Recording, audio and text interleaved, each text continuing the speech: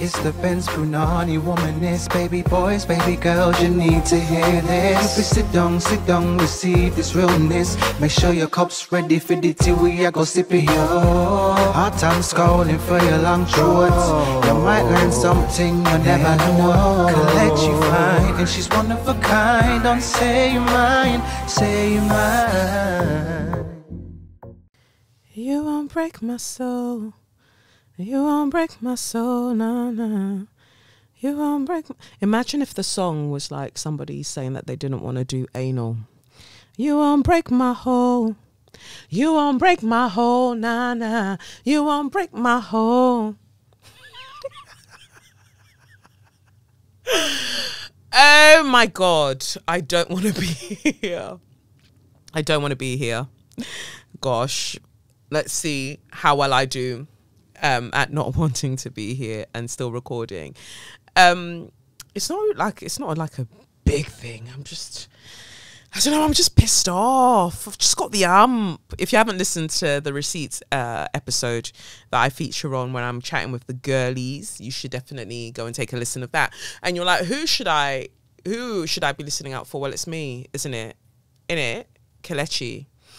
In the place to be, and you are listening / watching SYM, officially known as Say Your Mind, unofficially known as what? That's right, Suck Your Mum. It is so hot. God, it's just extremely hot. Yeah, anyway, I went to the seaside. I went to Broadstairs over the weekend.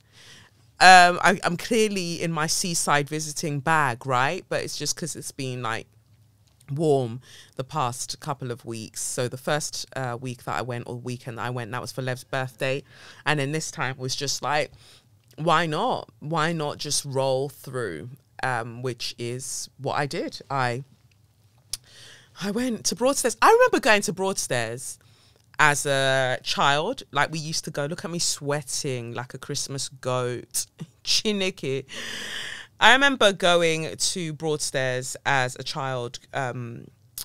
We used to go in primary school. That was like our summer trip. We'd get on a coach and we go to Broadstairs. I used to look forward to the Rock, and I used to get so excited because like it's one of the very few times that my mum would make me pack lunch. So I'd go with hot dogs, and I used to feel like so special that she'd make me hot dogs to take. Meanwhile, the hot dogs were cold, but you know, it is what it is. Or sardine sandwiches. I could murder a sardine sandwich nowadays. You know, like, why do people make sardine sandwiches anymore? Mix it with a bit of butter, and it's got to be white bread. I'm so sorry. Like, it's got to be white bread. I don't give a fuck. I don't want to hear about all your health implications. Fuck off. White bread for the win, with your sardine mixed with butter in the middle of it. Yeah. Don't ask me anything more about this plant-based life, because I'll be 37 in October and I feel like a drastic change is on the way. I can't tell you what. I don't know what, but I feel like a drastic change is on the way. Somebody did suggest to me, though, the other day that why don't I consider, instead of like ending the podcast, like boom, just done, like do it in seasons, like 12 episodes, go away for months, and then come back and do another 12 episodes. And maybe I might do that, maybe, but who knows what I'll do at this point. We will see. What have I been up to? Well, it's been a very interesting week, I guess, of like going to events and speaking at things and doing things. It's all been quite a journey. So I went to a screening of Muna, M-U-N-A. It's a short film starring Kosa Ali. So if you remember her, she was the actress that was in Rocks. Why am I sweating like this? It's so hot in here. It's getting hot in here. And I've got all these lights on me. God. Anyway, back to Kosa. If you remember her from Rocks, that was brilliant, wasn't it? Her and Buki Bakare and the entire cast, they were wonderful. So Kosa Ali stars in Muna, and it's the story of a Somali girl that really wants to go on a trip, like this field trip with her friends, and it just so happens that she's asking her mum, or asking her parents at a time, that her mum's father has just passed away. But through this one event, they use it to tell a story about like Somali girlhood, and it's beautifully done. It is so beautiful. So I'm really glad I got a chance to see that as part of the London Film Festival. Was it the London Film Festival? One of the, it's one of them things there, but I'm glad I got to see it. It was at the BFI. Really, really glad that I got to see that. And I was sitting next to somebody, and the actor that I saw in Pirates, Reda is his name? Is it Reda? He plays like my favorite character in the film Pirates that was directed. Was it just written? I don't know. By Reggie Yates. He was in that. And he was super funny in that. So it was good to be sat next to him and to have a chat about the movie. So that was really, really good. So big up yourself, Kosar. You were wonderful. You are such a baby girl. And then I was on BBC Radio London, BBC One Extra talking. So thank you, Salma, and to Nadia J. Like, thank you for having me come on to talk about EdgeOfHere, talk about my book. That has been wonderful. So, okay, so maybe that's what it is. So, but if you're listening to this on the Monday when it comes out, on Thursday, I will officially be a published author because that's my publication day. Thursday, 14th of September, be a published author. Tuesday, 12th of September, will be the show at the Barbican where I'll be in conversation with Richie Brave, talking all things EdgeOfHere. And it's just, I don't know, I just feel blah. And that's not to do with anything, well, kind of, but yeah, I just feel like I'm just in my zone. And I'm sure that by the Tuesday, by the Thursday, I'll be stellar. I'll have my groove back with no Caribbean cock. That was inappropriate. That was inappropriate. I'm so not sorry. So that, that day that I did the two BBC shows, like the Radio London as well as One Extra, that day was motherfucking long. So I went from there to a workshop at the Meta offices, Instagram, Went to an Instagram workshop in collaboration with Guap Gala, because Guap Gala is on Friday. So that might be another reason that I'm pissed off, because where is my costume? Where is my costume? Because if I now start speaking, people will say that I'm speaking. When it comes to a look, let me tell you something about Kelechi Okafor. When it comes to a look, I take it seriously and I take my time and I plan well ahead. I try my best to plan well ahead. So I let this, I feel like I'm coming off course, but I've got to tell this story because it's in my spirit, it's in my heart, in our heart. I reached out to this woman months ago on Etsy. I only wanted her to make one thing for me. She goes, oh, what else is going to go with this? So I'm like, this is the whole look that I'm going for. And I show her the individual things that I'm looking to get in order to bring everything together. She goes, rah, I can do all of it. So I'm like, cool, but I need all of this to arrive well before the 15th of September. She says in French, bet. Well, I don't know what the French is for bet, whether it's like, I don't know. But she said, like, cool. It is now what? The 10th of September. I have not seen my outfit. So if you see me at the Guap Gala just wrapped in a metallic coloured duvet, because the theme is Cosmic Dreams, then you're just going to have to go with me. But she will have to refund my money if I don't get my outfit, like, well in time.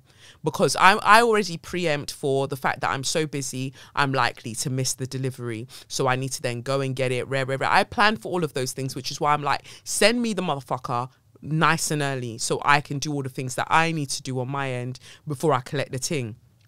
So yeah, that's just the whole thing. So I don't even know if I'm going to look cute for the Guap Gala. I don't know what's going to happen with all of that. We will just have to see. But then back to this long as fuck day.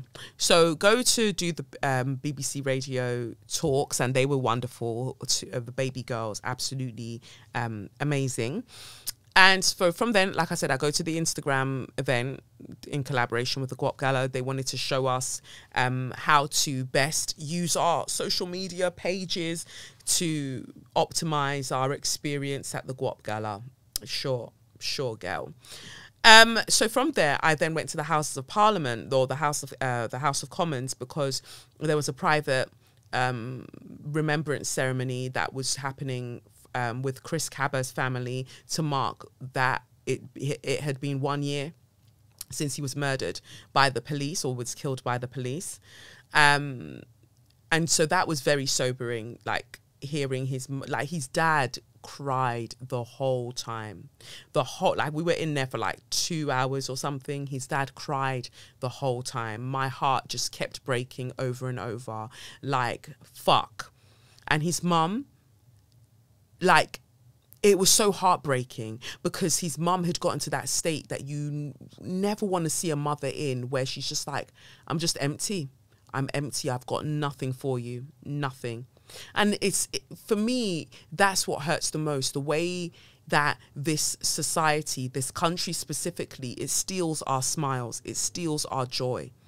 Like, we've been told from the moment that they were running with the whole stiff upper lip rhetoric and keep calm and carry on, like, all this country knows is misery, and they sell misery to you as if it's the highest honor in the land. Fuck misery. Like, I don't want to be miserable. And somebody made a very interesting point that the police officer responsible for shooting Chris Kaba, right?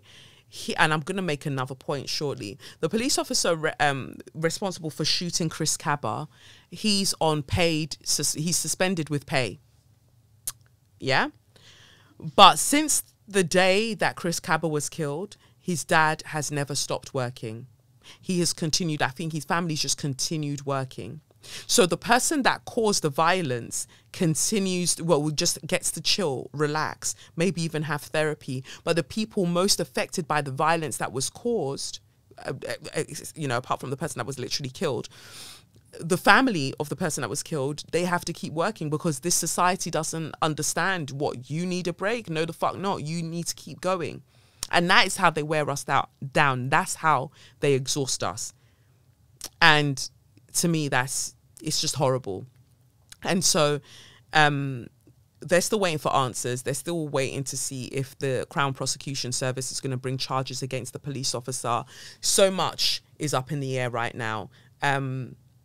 And they could be waiting for a long time, or there could be an answer fairly quickly. So on Saturday, I believe the 9th of September, yesterday, there was a peaceful protest outside, starting at New Scotland Yard and then headed over to Parliament to demand essentially that there has to be some kind of response to all of this. It's been a year. Like, what are you lot doing that's taking you so long?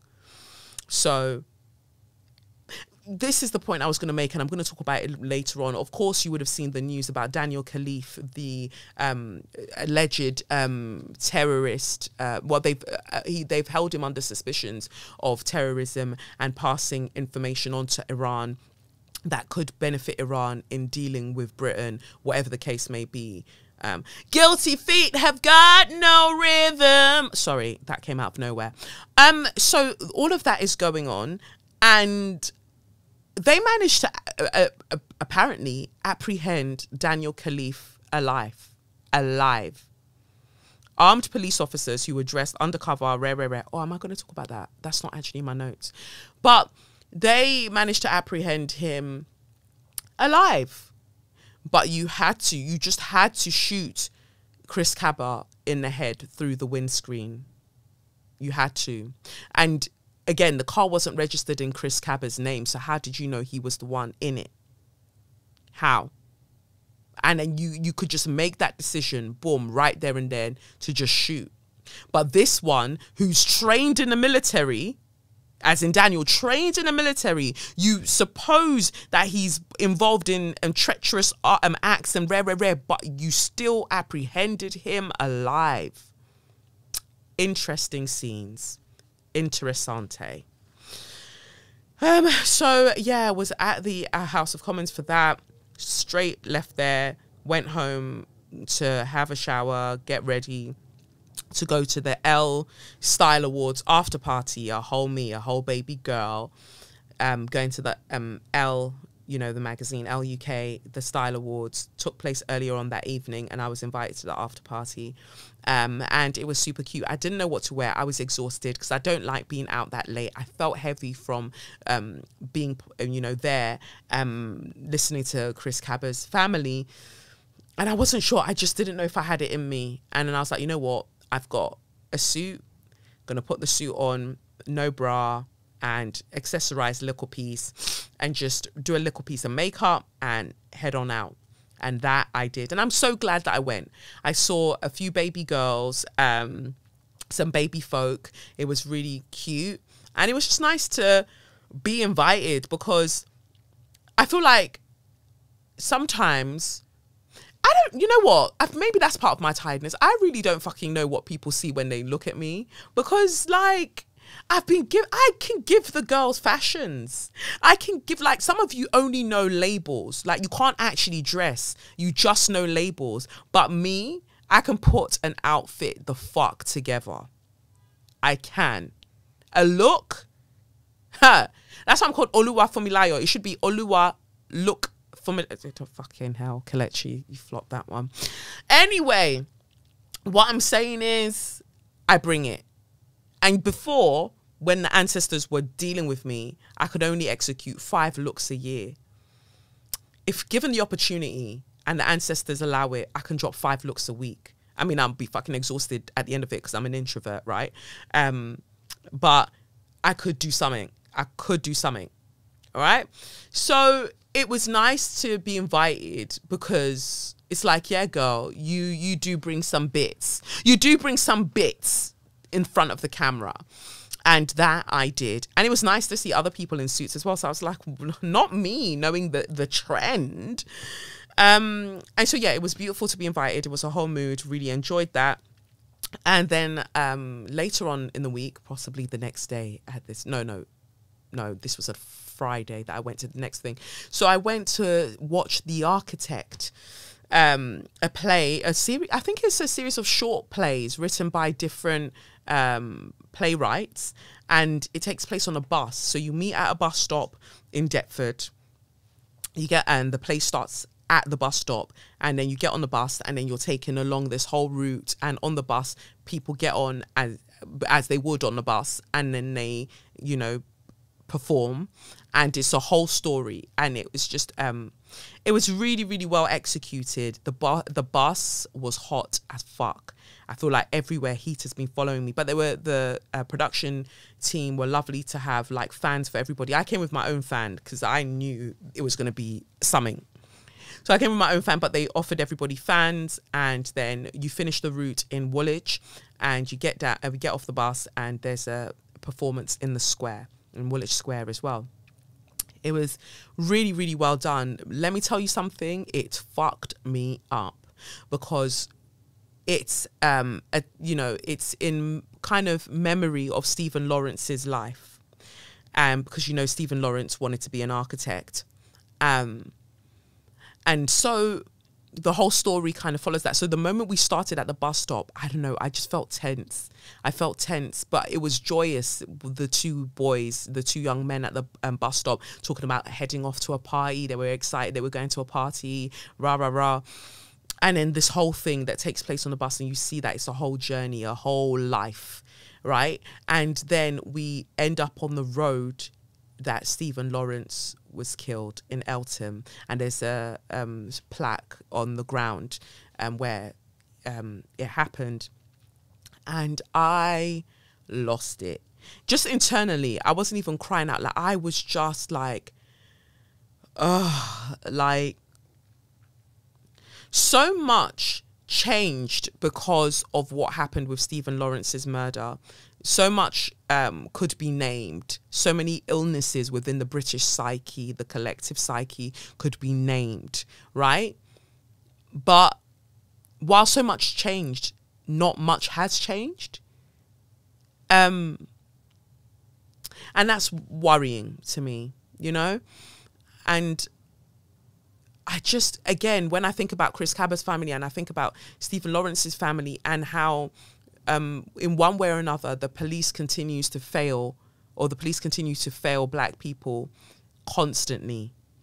And yet we are told, oh, the way around this is like, oh, more black people should join the police force. What? Let me know. But rest in peace, baby boy. Like, you're a big man. You would have been a big man. But yeah, it was great to watch that and see all the things that were brought together. One thing that stuck with me was the actress who plays the bus conductor.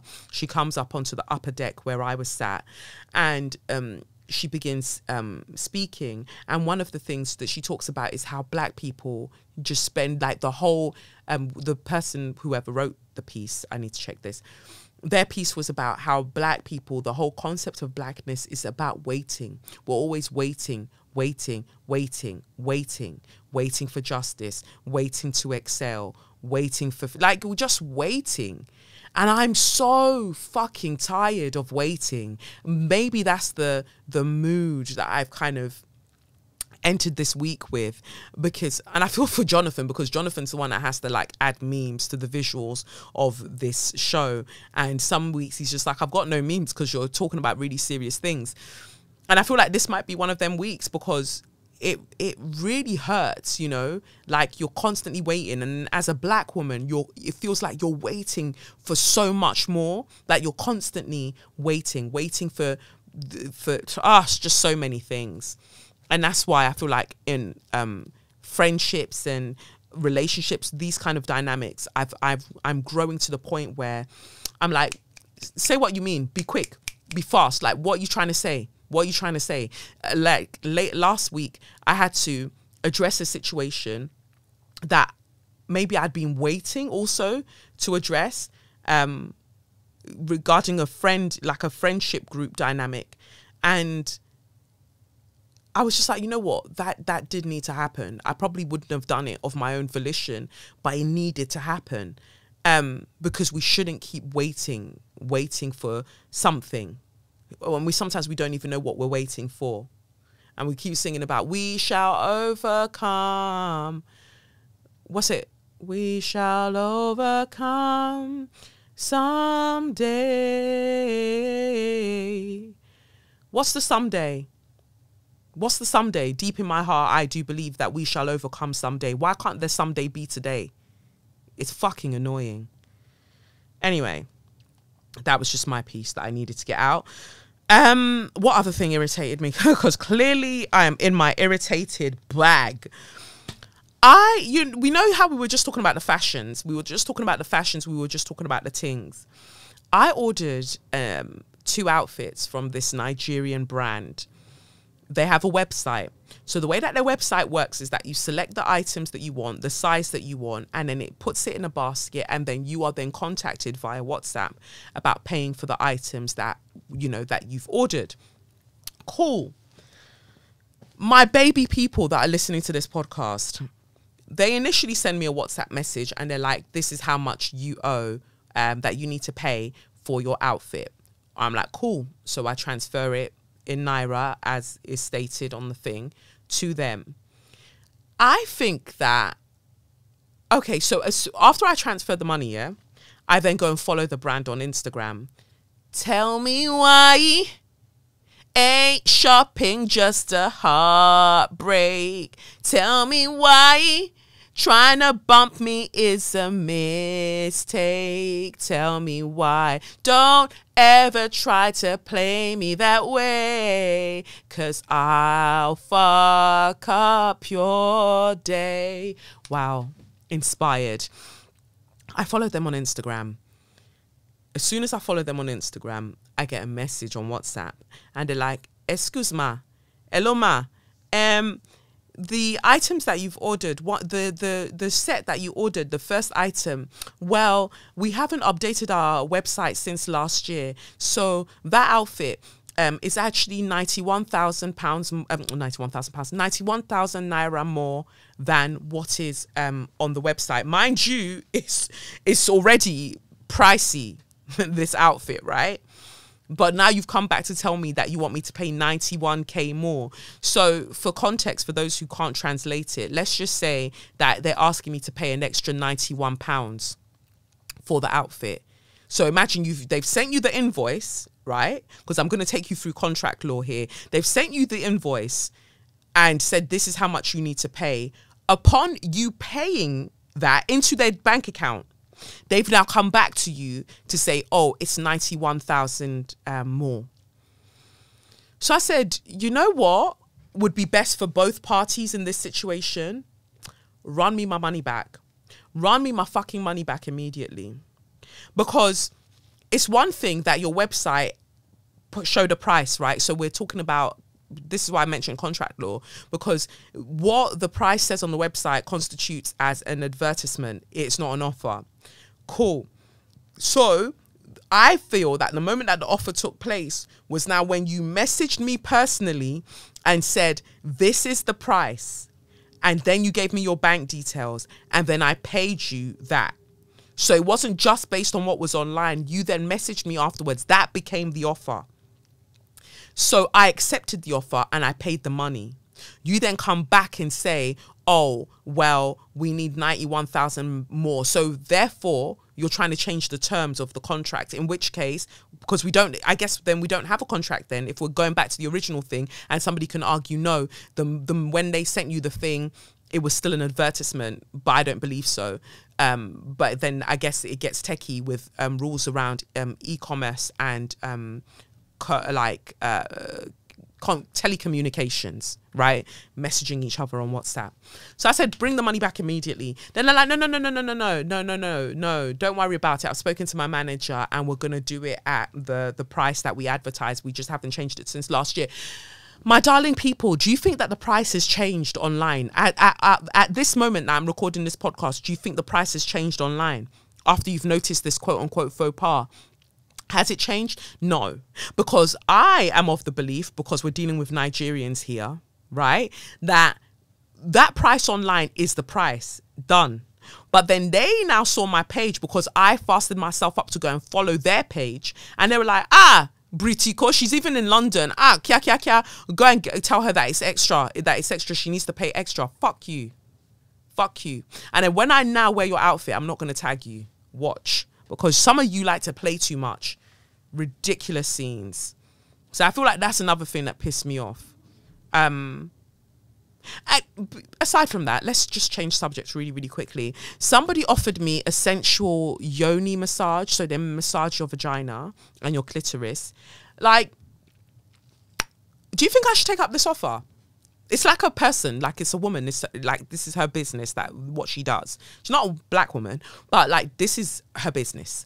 And she emailed me a while ago and she was just like, I offer sensual yoni massages to help, like, and of course, you know me, like I already know the power of the pom-pom, like fam, I'm called Ben's P, like Ben's Punani womanist. So I understand the power of the pom, and I understand in terms of our chakras and our sacral energy and where we hold attention and trauma and all of those things. And I have watched videos, not porn. No, I have watched videos where people are getting sensual yoni massages and them speaking about their experiences thereafter. But then part of me is still like, I don't know.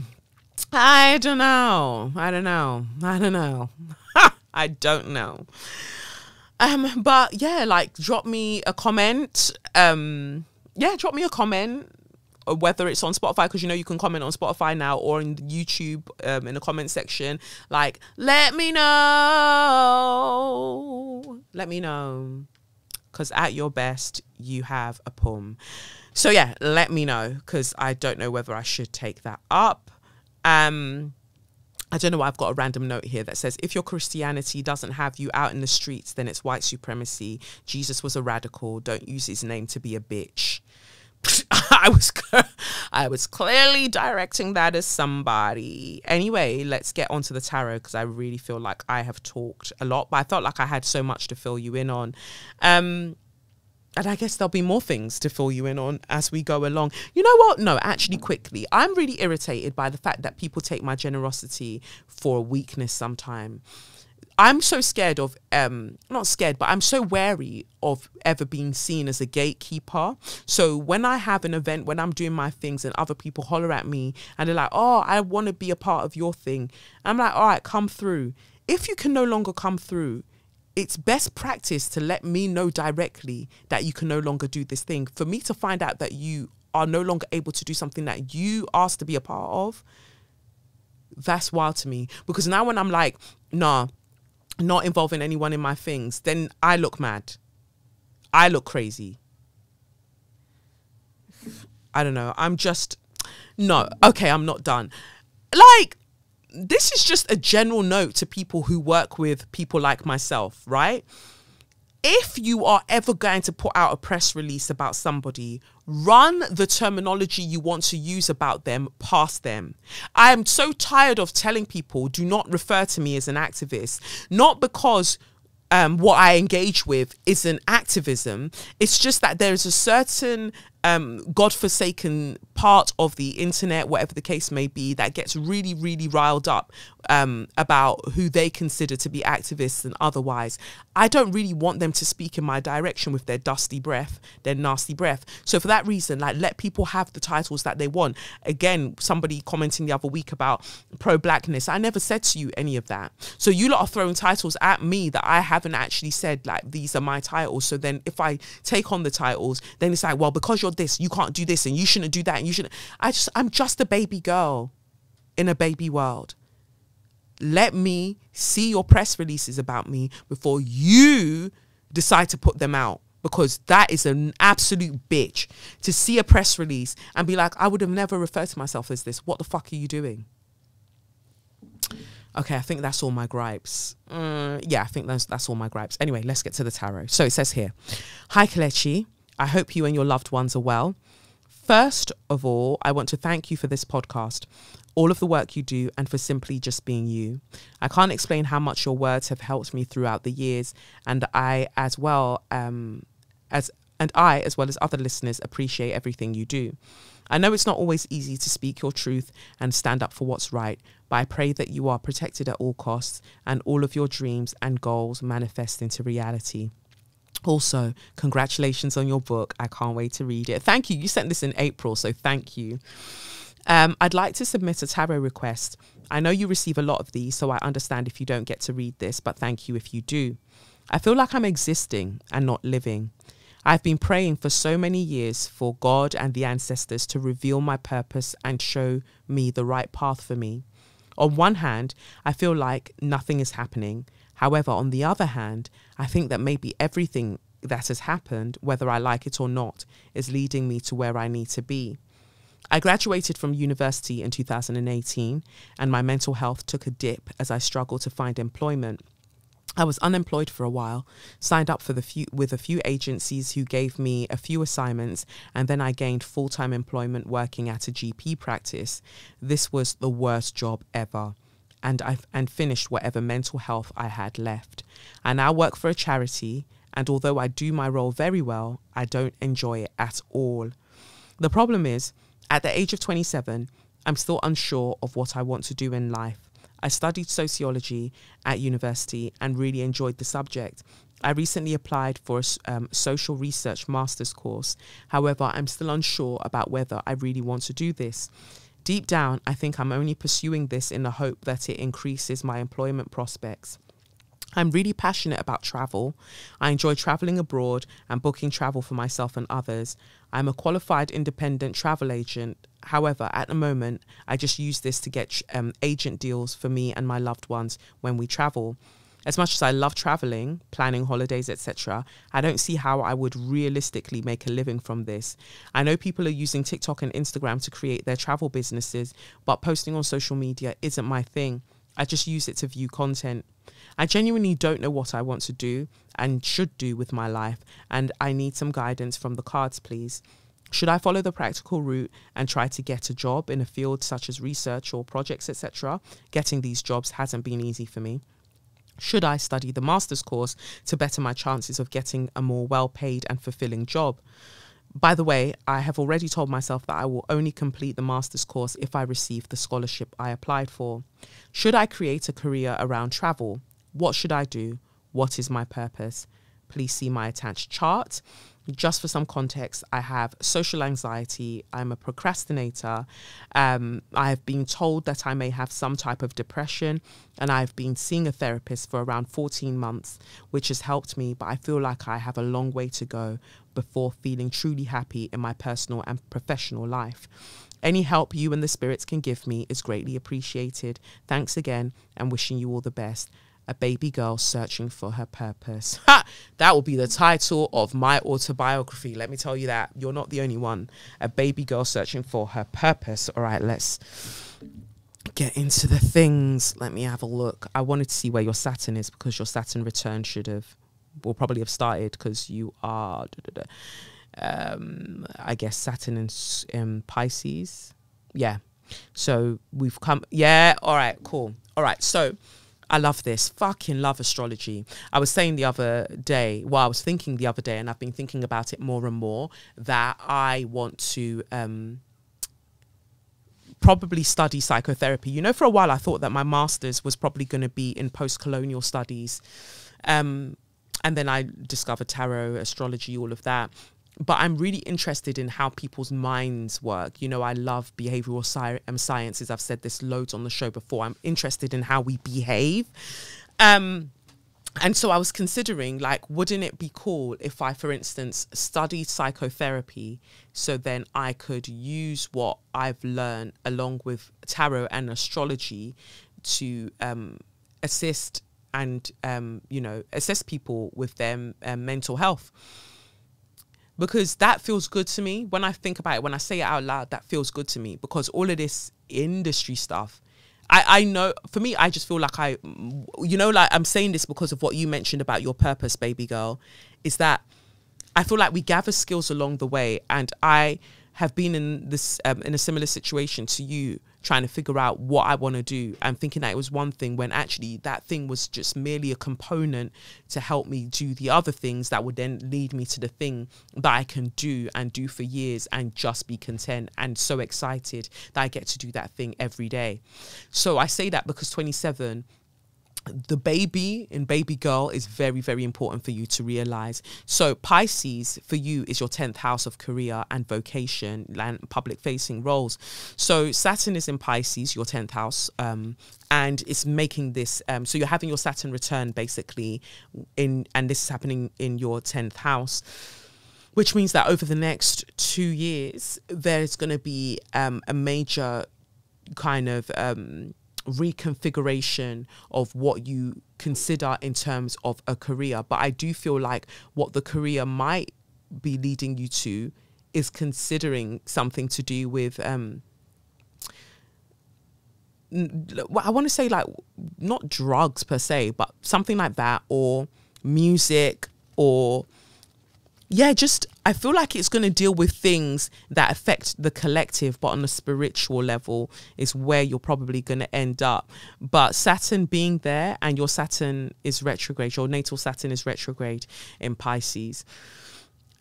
So it's very on point that you're thinking now about all of these things, because I think that you sent the letter in as Saturn was going into Pisces. So whether you knew that or not, this question that you had is one that's going to be running for you over the next 2 years. You're going to be figuring all of this stuff out. But when it comes to having a Pisces 10th house, it's not so much about you having to figure the thing out. Like, a lot of life, because Pisces is ruled by Neptune. Neptune does that whole hazy thing where everything feels like an illusion. You're not quite sure. It feels dreamlike. If you think of like Midsummer Night's Dream, or maybe The Tempest. The Tempest comes to mind. Why am I making canonic references to only Shakespeare? But do you get what I mean? Like, because of Neptune, because of that, I think that your career for a while will feel hazy to you. And that's okay. You're encouraged to go with the flow. Like, let life take you where you're needing to be. You can't you shouldn't try to control this, because there's something about your career that is not so much of an individual experience as it is a collective experience. Not collective in the way that the 11th house of Aquarius deals with, where, like you said, you're not into social media like that, because then that would more give us your 10th house being Aquarius, but we've got your 10th house as Pisces. So it's like you're wanting to be nothing and everything at the same time. So I feel like it's something that's just going to come to you over time. And then you've got a Scorpio sun as well. Scorpio sun in a 6th house, and yeah, Pluto's there. This is interesting because health-wise, mental health-wise, I think you would have taken a hit, like you've mentioned in your letter, over the past like 18 months because of the South Node being in Scorpio, and really kind of dealing with you in that way. It would have cleared up a lot of things where you're like, I don't enjoy, because the 6th house, for explanation's sake, deals with work, our day-to-day work, as well as our health, right? So over the past 18 months, you would have had situations where, yeah, like you've mentioned, you're working a job and it's like, I can do this, but I don't enjoy this. This is not where I want to be. Now that South Node has gone into Libra, where actually your North Node is, so your North Node is actually to be creative. The 5th house is to be creative, to have fun. And I was going to say that to you from the moment I was reading your letter. And I was like, what if your purpose in life, stay with me, what if your particular purpose in life is just to have fun? I know it sounds wild. But what if, because, and I hadn't even seen your chart before that was playing on my mind. You've got a North Node there in Libra. Libra is about connection. It's about justice. It's about how we relate. We are relational beings, how we relate to other people. You've also got your Chiron there. So it feels like there's an element of that where you didn't feel like you related to many people growing up. You didn't usually feel like you were part of the group. And maybe you were I feel like you were considered very serious, right? And so the North Node being there in Libra I think it's coming to remind you that you cannot take life so seriously. You have to ease up on yourself, because aspects of that is affecting your mental health. There are so few things in this life that we can actually control. I'm saying that to you as a self-professed like control freak. Like, there are so few things that we can control, and we only keep ourselves in a state of misery when we're trying to control people, outcomes, and things that we have no control over. If you could please, for like the next 8 months, think about what brings you pleasure. What brings you pleasure? You've talked to me so much about bills, and I get it. I'm not being a dickhead, like giving you that spiritual bypassing, talking all the woo-woo stuff when we've got like practical things that we need to be doing. Bills that we need to pay. Travel brings you pleasure, right? But you're like, I still don't know. But I feel like, let me see. Yeah, see, 7th house, Sagittarius. So even the person that you're probably going to end up with, then they're going to be foreign. Sagittarius, because you've got Jupiter, Mars in Sagittarius, Venus in Sagittarius, and Pluto. Is that Pluto? Yeah, in Sagittarius. So it's your Mercury that I saw in Scorpio.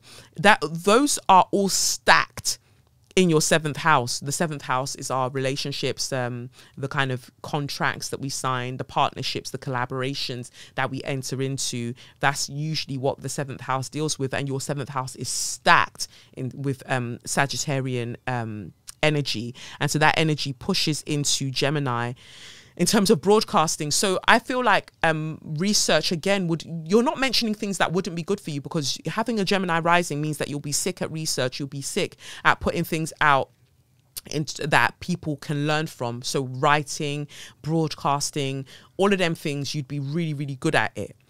And so Sagittarius is sending that energy, but Sagittarius is about traveling, it's about learning from travel. Jupiter loves being there as well. Like, there's so much that is beneficial to you here. And it's funny that Jupiter is there in Sagittarius, deals with that, and also rules Pisces. Well, Neptune rules Pisces in modern astrology, but historically Jupiter can go on as well. So I feel like there's this energy there of that what you're searching for requires you to travel. So is there a way that you can do the whole travel thing and bring in elements of research? Is there a documentary that could be made from it? Is there a vlog? Is there something that could be made from it where you are very separate to the people that you're providing this for? So yours doesn't have to be a TikTok situation or Instagram. Could there be a blog or something that then, because of the advertising that goes onto the blog, you monetize that? But I do feel that a lot of success for you is actually in foreign lands. So the more that you travel, you will find your purpose there. I feel like you should, as random as it seems, save your money and go traveling. But let's pull some cards because, girl, I was talking. All right, so switching cameras. And so let's see if this is confirmed, what I'm saying, in case Spirit's like, girl, shut up. Like, shut up. But it's rarely ever that. Oh, God. Okay, that's back. The audio. Okay, we've got King of Wands that comes out, and that's fire. Page of Wands, that's fire as well. So I feel like this is confirming what I said to you, that you need to travel. But let's see. Just getting enough. Oh, there we go. All right, I've started reading cards crossways, so I'm going to talk to you about all of these cards that came out crossways. Crossways means that they didn't come out like upside down or upright. They came out facing across. So we've got the King of Wands here, and then followed by the Page of Wands. And then we've got the Hierophant crossways. So just put it upright so you can see the Hierophant, as well as the Three of Swords in, well, crossways as well, and then Seven of Swords. So the vibe that I'm picking up from here is that there is and then Eight of Wands. Eight of Wands is reversed, and it was just a card that was just stuck in the middle of the deck randomly. So it's funny that we've got so much fire energy and then swords, right? So what I'm picking up from this is that a lot of your acclaim, the way that you're going to grow, where you're going to find your place of, I guess in some ways, sovereignty, self-sovereignty, all of that stuff comes from you traveling, from you going away. That's why we, Sagittarius kept coming up, because that's, a fire sign. So I feel like that's why it kept coming up, because we see the Page of Wands here. This person, the Page of Wands, is very inexperienced at things, and they're just learning how to use their fire. But you can see in the background, they're just in a desert somewhere, but they're content. They're content because they're figuring out how to play this ukulele they've got in their hands. They're just happy to be out. The King of Wands came out first, basically saying that for you to get to the stage of the King of Wands, you have to go through the learning of the Page of Wands. And when I look at the Hierophant, that's the only major arcana card that came out for you. There are some ideas around dogma and learning, higher learning, that you need to break away from. People shouldn't be able to tell you what to do. And I think that right now where you're at is that you're kind of confused about what you should do, and because of what people around you are telling you. And I don't know if somebody said to you something like no one's going to marry you if you're just always out. Like, you have to figure out what you want to do with yourself. The Three of Swords here is saying that you're going to end up breaking your own heart if you keep trying to perform reality, I think is the best way to describe it. Perform reality to everybody else. You're trying to perform being normal to everybody else, and you're not normal, and that's okay. I'm not normal. You're not normal, right? Because normality is, or normalcy, whatever you want to call it, is a myth. It's in some regards a white supremacist myth is what I'm going to go with, but sometimes that's too easy, a get out clause. But I say that because this society favors homogeneity. It favors all of us behaving as like one homogenous entity when we are not. And anybody that stands out in any way or wants to do something slightly different, it's like, how can you dare to be doing that? You're not allowed to do that. You're allowed to do whatever the fuck you want. And so my thing is like, you need to, oh baby, the cards that you've got, do what you want, because the treasure that you are seeking in terms of fulfillment, it requires you to go to the sea, and that's why we've got the Pisces 10th house as well, something to do with water, traveling water, travailing water. You've got to go. And I feel like you'll discover maybe something that you used to really enjoy when you were younger. And that brings us back to the 5th house as well, because the 5th house rules children. And that's really important, that the 5th house is asking you to remember your inner child. Like, remember, what is it that you really enjoyed as a child? What did you think you were going to grow up to be? And then what changed along the way? Because I'm not saying that necessarily what you thought you were going to grow up to be is what you should be doing now, but there is certainly something around that you need to remember so that you can move forward, because there is a way that this life, this society beats the imagination out of us. My God, it just steals our imagination away. And so we start limiting ourselves without people being in the room to do it for us. We just start doing it to ourselves, where we're like, oh, I couldn't possibly do that. That's ridiculous. You could do whatever the fuck you want. Start now. Yeah. And so the card that you've got from the Wisdom of the Oracle deck is Treasure Island. And I love that for you. And it's a tortoise. Is it a tortoise or a turtle? Child, I need to go back to them classes. We went to an aquarium the other day. I was just looking like a looker, mate. From the Wisdom of the Oracle deck, you've got Treasure Island, and this this turtle/tortoise, whatever, is carrying a treasure chest on their back. And I think it's important to note that as well, because you move in life at your own pace. Don't watch what anybody else is doing. You don't have to have all of this figured out. There are big people. There are people in their 40s, 50s, 60s, heck, 80s that still don't actually know what their purpose is and what they should be doing. You're not alone in that. It is part of the human condition. We've just been tricked into believing that, you know, you have it all figured out by a particular age. Because ask yourself, what do people mean when they say that you've got it figured out by a particular age? Usually what they're speaking to are capitalist ideals that, oh, you would have married, so you're sharing your tax with somebody, you're sharing resources with somebody, or you are owned by somebody, right? And then you have a steady job, because remember, back in the day, you don't leave a job, you just stay there till you die. So there are so many elements to it where they talk about having something figured out when you don't have much figured out at all. You've just become a very, very good cog in the system of capitalism. That's all it is. And so when you don't want to be a cog and you're like, what else can I do with, you know, my functionality? And you're discouraged from discovering what that is. Fam, you studied sociology, so I don't even have to tell you all of this stuff. But it's important to know in it. And it's interesting that you got that Treasure Island is number 9, because Sagittarius, well, you know, usually you'd see in the 9th house if the chart was a particular way, with Aries being the rising sign. Anyway, it says here, the Oracle's message: you've worked hard and acted upon your unwavering belief in abundance, and suddenly, in the midst of it all, you hit the jackpot. You have uncovered the map to buried treasure and tapped the unlimited potential within you. What you must hone now is your ability to recognize when X marks the spot. Because some of these golden opportunities may be obvious, but others may not be so readily obvious. Or readily apparent, ignore me. Trust your intuition to light your way now as you enter this truly prosperous phase where all the long, hard work navigating your inner life is now paying off externally. In all aspects of your life at this time, you have good fortune. Don't forget to enjoy it and share it with others, as treasure shared multiplies like magic. Now, for you, I feel like that is the outcome of this process. So I feel like that's what you have to look forward to over the next 2 years, or after the 2 years. I'd say by the time you're 33, then you'll really like be soaring. And so it's a gradual process for you. The 8 of Wands, I forgot to talk about the 8 of Wands that came out in reverse, but the only thing I would have said about that card is that your mind is blocked from receiving messages of inspiration because you are very, very worried about getting this wrong.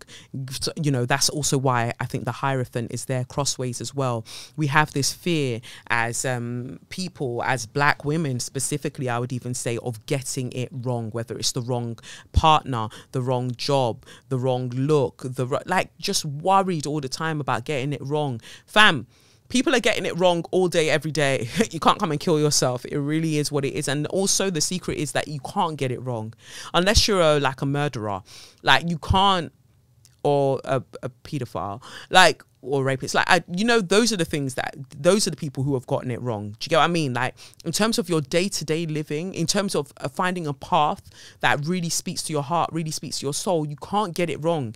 As you said yourself, all of these bits that seem like disparate, they don't seem to connect. They are all part of your bigger story. If you'd asked me in 2013, like, why are you going to a pole dance class? I don't know. I just want to go. And I followed the intuition and I went to the pole dance class. I've just had a memory there. You have to really rate people who are in your life. So I went to the pole dance class, and then we cut to 2023, 10 years later. And I've got a pole dance studio, and that pole dance studio has been the backdrop of so many things that I've been able to do and how I've been able to do them. So in the moment, the things don't make sense. And I'm giving you a perfect example, actually, because I was 27, right? I was 27 when that was happening, when I went to try pole dance. 27, or going to 27 that year. And then this year I'm going to 37. And can you see, like, I didn't know why I was doing the thing. So I'm glad that you wrote into me, because I promise you, the things don't make sense. When your body starts calling for you to do something and you're like, I'm going to go and do this thing, I would say don't fight it. Like, see what there is to discover there, because all of it is part of you kind of working out this map that is your destiny, that is your life, and that leads you to the treasure. But I don't even feel like it particularly leads you to a treasure. There are so many treasures along the way. Even the journey itself is a treasure, because you get a chance to do it, because so many other people don't have the chance to do this. So just keep that in mind. But I want to read you the protection message, because that's the one I felt when I opened this page that I should read without even seeing what it says. It says here, poverty consciousness and a sense of not enough cast a shadow on your path. These ideas and core beliefs, Hierophant, come with a high cost. Do you really want to proclaim yourself a victim of disappointment and failed expectations? Are you avoiding success because you will grow so tall that others will want to cut you down? Or is it possible that you're caught in a fear that you will lose what you have acquired, so you hold on so tight that you miss the opportunities to expand? You are challenged to change the way you see the world and move from a perception of limitations to a perception of abundance. Take a risk, for you have nothing to lose except your confinement in a prison of your own making. Open the door and find the abundance waiting for you to claim it. And it's funny that it mentions that thing about accept your confinement in a prison of your own making, because Pisces we would find usually in the 12th house, and 12th house is the house of self-imprisonment, right? And so there is an aspect of your career, 10th house Pisces, that you have to liberate yourself. You are only tied in or locked in or confined by the limitations that you set. So take from that what you will. And then finally, from the Dickhead in Recovery affirmation card deck designed by me, we have what I am seeking is also seeking me. Don't think you can even see that. What I'm seeking is also seeking me. So you're not lost. Your purpose is also your purpose is also calling to you. Like, your purpose is you and has never left you, but the things that are aligned to your purpose are also seeking you. The fact that you've become curiosity, I believe, is like when our signal starts being activated by the universe. When we start wondering what if, that is us coming alive and the universe like deeply, intimately interacting with us, because the moment we ask what if, the universe can show us the many possibilities that can come from that what if. So I have every hope in you, and I'm sorry that things feel confusing and hard sometimes, but this is all good news in the grand scheme of things. Don't be scared. You will only break your own heart if you don't take the opportunities. Just try. You know, I hate that word try, but, you know, just do it. Just do it. No Nike. Just do it. So I pray that that resonates with you, and I will stop here briefly and big up this week's show sponsors, who are Dipsy. You know, if like Dipsy... No, not Dipsy. Do you know if like the reception in Broadstairs was great when I went to the seaside, I would have been able to pop my headphones in and just listen to a Dipsy story. Like, whoo, child. If you don't know, Dipsea is an app full of hundreds of short, sexy audio stories designed by women for women.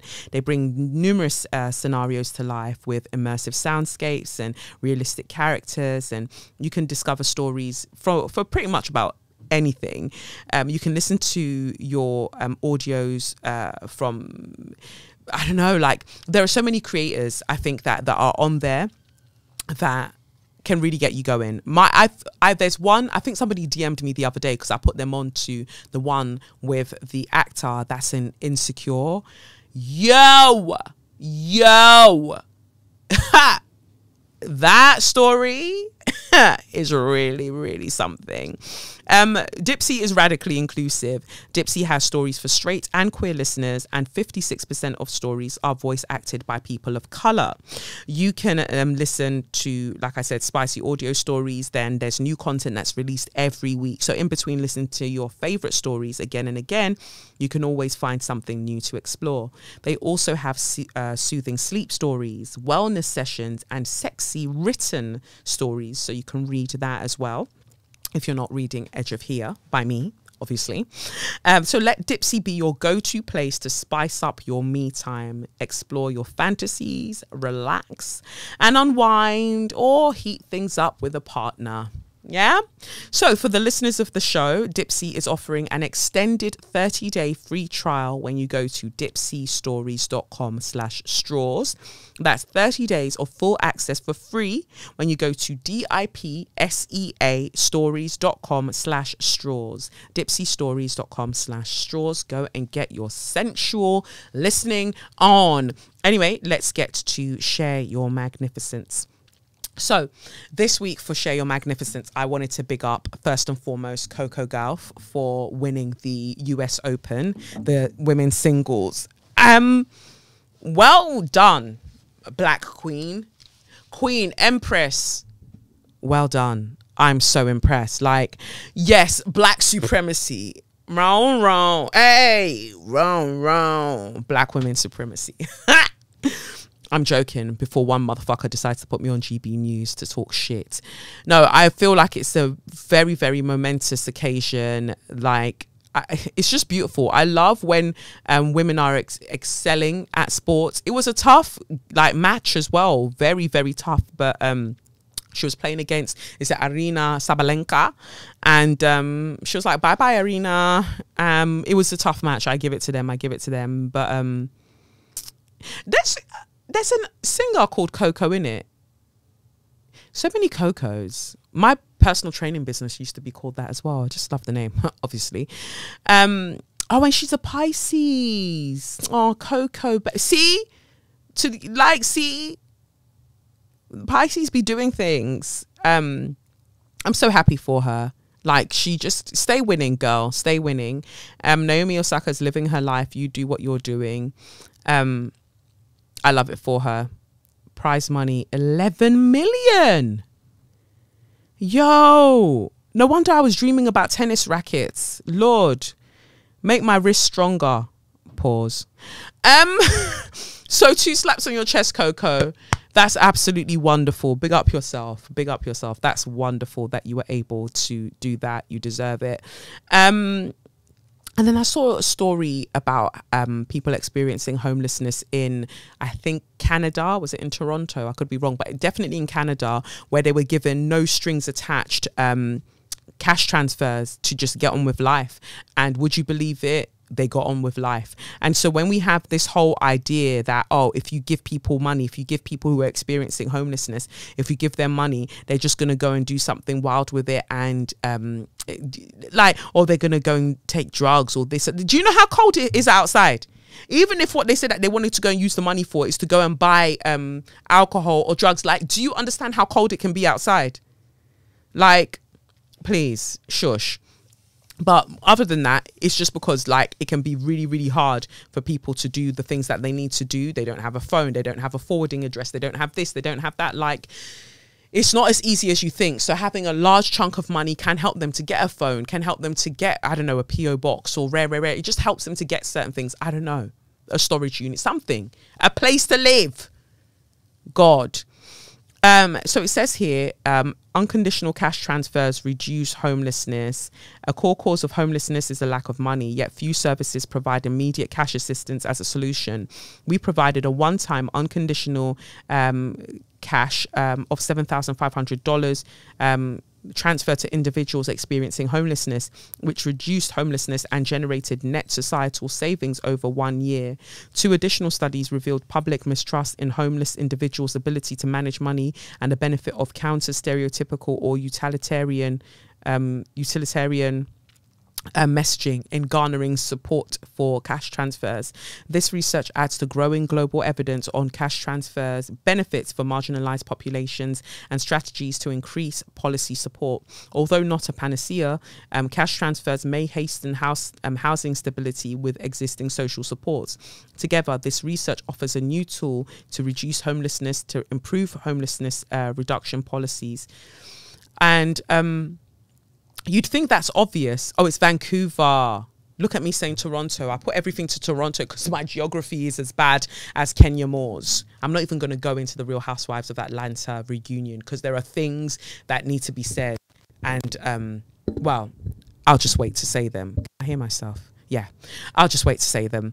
But it says here, this is simply an extraordinary study. Researchers gave $7,500 Canadian dollars to homeless people in Vancouver. The result, the program saved money. It helped many of them to move into housing faster, which saved the shelter system $8,277 per person. Imagine that. So the person wrote here, let that sink in. $8,277 is more than the value of the cash transfers, $7,500, which means the transfers paid for themselves. It's literally free money. I find it difficult to exaggerate the implications of this finding. It could revolutionize, girl, find your fucking words. It could revolutionize how we deal with endemic problems like poverty and homelessness. It turns out that all along we've had a super effective medicine. It's called money. He goes on to say, important caveat, this is a small study and it only enrolled participants who'd been homeless for under 2 years without severe mental health or substance abuse issues. In future studies, they want to scale up and help a broader population of homeless people. Full disclosure, there's one additional reason why I really love this experiment. As a writer, you often wonder about the actual influence of your work, and can articles and books make a difference? It's one thing to write about how we could make the world a better place, but it's much more difficult to do it. But in 2017, I received an email from Claire for Change. She said she had watched my earlier TEDx talk on cash transfers and that she had just quit her job. In fact, she had started fundraising. Today, Claire is the CEO of F4 Social Change, the organization behind the landmark study. It's been 6 years since Claire, her co-founder, Franz Jalingi, and I met in Vancouver, and here we are. I love that because, like, we've been saying it all along. Whenever they ask me, come and talk about knife crime, how do we halve knife crime? I said it to Keir Starmer and I'll say it to all the people them. Give people money. Give people money and let them live in a way that feels like they have integrity. And I promise you, a lot of the societal ills that we're finding, a lot of the problems that we're trying to deal with can be dealt with if you just actually gave the public money rather than keeping the money to yourselves and looking down on the general public. You see it? Like, oh, how do we deal with homelessness? Give people money. I was on Times Radio earlier on today going through this weekend's newspaper front pages, and one of the stories was about that shoplifting has gone up. Oh my God, people are shoplifting more and more. And I was like, because we keep treating people who are experiencing lower socioeconomic statuses and things like that, or as they would call them, poor people, keep treating being poor, as it were, or not having a lot of money and resources as a moral failing, as opposed to an institutional and systemic failing. Like, if anybody is poor in your country and you are running that country, then you're a fucking idiot. As far as I'm concerned, there will be no country that I'm running and the people them aren't happy. Or like not even happier, because I can't quantify their happiness, but they will definitely have their things, They will have their things. So, yeah, I mentioned that and I said, so I'm not really going to be beefing people who are shoplifting. I'm going to face my front. And then the host, Alexis Conran, was like, yeah, but what if it's a small independent business? And I'm like, you know what? That's where I'm conflicted, because I feel it for the small business. But at the same time, it's a governmental issue. Why we're in this position is because you lot wanted to pay £250 million for a coronation. So I don't know what to tell you. I swear I don't know what to tell you. Don't know what to tell you. Get rid of the monarchy. Aaliyah would be proud. I don't know. Would she have been a monarchist? Oh, sometimes Americans. I don't know. But rest in peace, baby girl. So that's what I wanted to say about that. Anyway, the main bulk of sharing magnificence this week is actually me talking to the baby girl, the Trini Baby. I love Trini accents, not because of Brent. Brent's going to get so excited. Brent, nobody's talking about you today. We've established that you're fine. Nobody's talking about you right now. Aside from Brent, I love Trini accents. Yo. Tenille Clarke, a baby girl. Right, so Tenille Clarke is one of the most recognized public relations specialists in the Caribbean. She's well known across various industries for having her finger on the pulse of all things current, trending, and relevant. She's the managing director and principal publicist of Chambers Media Solutions, a well-respected full-service company that works alongside various events, organizations, and personalities to handle high-profile public relations, media, communications, and entertainment portfolios. She's amazing. Like, I can't tell you how amazing Tenille is. She's also the founder and managing director of Industry 360, a safe space initiative which aims to bring a holistic perspective to the Caribbean framework of the creative industries through advocacy, outreach, and grassroots dialogue, and towards the development of emerging professionals. Tenille has successfully collaborated on masterclasses and press trips in the arenas of fashion, beauty, carnival, and music, such as Spice Mess Press Trip 2023, which Richie Brave went to, and he looked amazing. Everybody looked amazing. So that was really prominent. And as well as that, she was invited to speak as part of the esteemed panel for the 62nd session of the United Nations Commission on the Status of Women that happened in New York City. She's great, and she's a storyteller and a writer in her own right. Tenille is fantastic. I even think, like, with the work she's doing, there is a podcast in there somewhere about the Caribbean experience, even about Carnival. Like, there is a juicy podcast in there somewhere. Anyway, she's a bad girl. I love her. So listen to the incredibly beautiful, incredibly sexy, intelligent, gorgeous, so enlightened Tenille Clarke. And yeah, we'll catch up in a bit. Ooh, you gorgeous, gorgeous baby girl, Tenille Clarke. Yes, finally. I'm so excited to be speaking with you. Wow. Thank you so much for having me. I'm so happy to be here. I don't know if you can tell, but I'm yes, your energy. Your energy is just, you know, it's perfect, it's gorgeous, it's everything. Yeah, I can't wait for us to kind of just like dive into everything and get into the conversation. But you're just phenomenal. Like, when we look at like people who are reclaiming the culture, like you go out there, you reclaim the culture, and then you invite everybody in. Like my friend Rich, he was recently with you in Grenada. Yes, Richie and I have been friends for a very, very long time, over 15 years. Wow. So even when he was in the not-for-profit space, before he fully transitioned into media, we've been friends for a long time. Wow. So I was so happy to have him here for such an incredible project and experience. Yes, so like it's really fantastic what you do in that way, like how you bring everybody together in order to celebrate and also amplify the, you know, like the Caribbean experience. Yes, that's correct. I think it's really, really important. I feel like COVID gave us some time to really sit down and think and to be still. And I had a lot going on through the COVID period. My father was dying and I was taking care of him, but I was also thinking about what would I want my legacy to be as an extension of the work that, you know, he has poured into me. you know, and the Caribbean has just been always so important. So I'm a dual citizen between Canada and Trinidad and Tobago, but I've always held on to Trinidad and Tobago as home. And I want to be able to share in those Caribbean experiences from a history and heritage standpoint. I Yes. want people to be able to tell the stories, but I also want us as Caribbean people to understand that we have the authority to tell our stories our way. And for a long time, that has not been the case. Yeah. So whether you're from indigenously from the Caribbean or you're a descendant of someone from the Caribbean, I want you to be able to have that connection.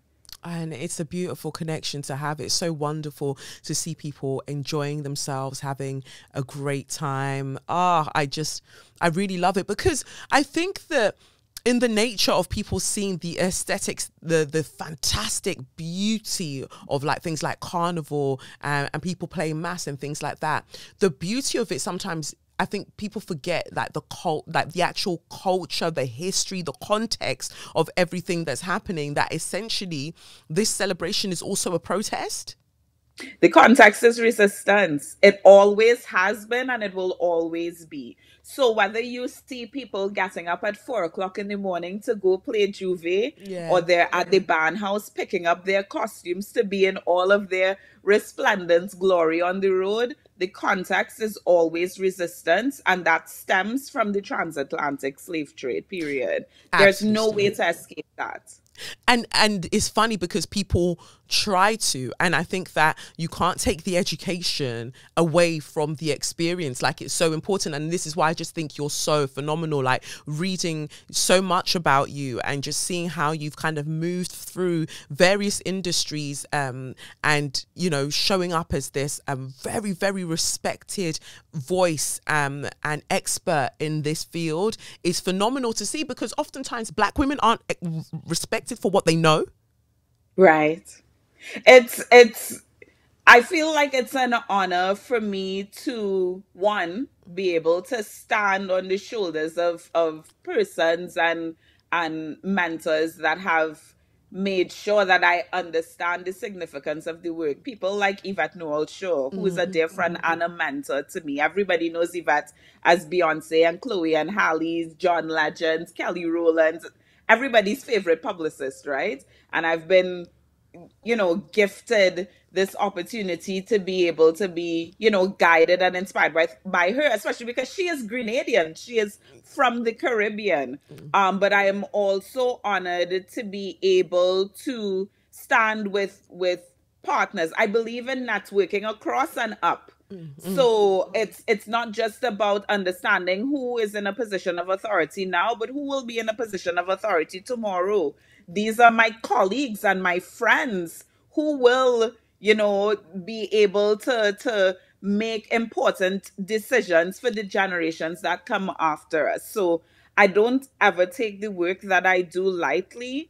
It is often arduous, hard, straining, almost work that people think is nearly impossible, and you have to be audacious in that regard to be able to take things to the next level. And I'm determined in this lifetime to do what I can to ensure that the Caribbean story is amplified in a respectful way.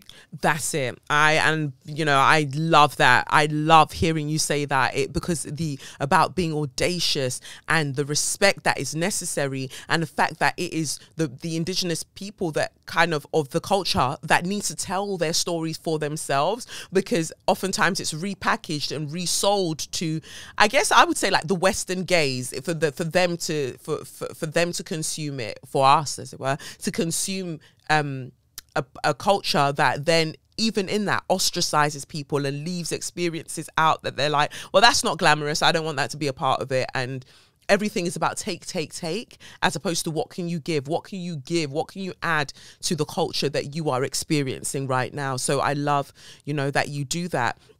And for me also, looking at the work that you do, and even here, you know, you are being so amazing and sharing with us in this way. like you mentioned, with your father, and then recently, my condolences, you had another loss.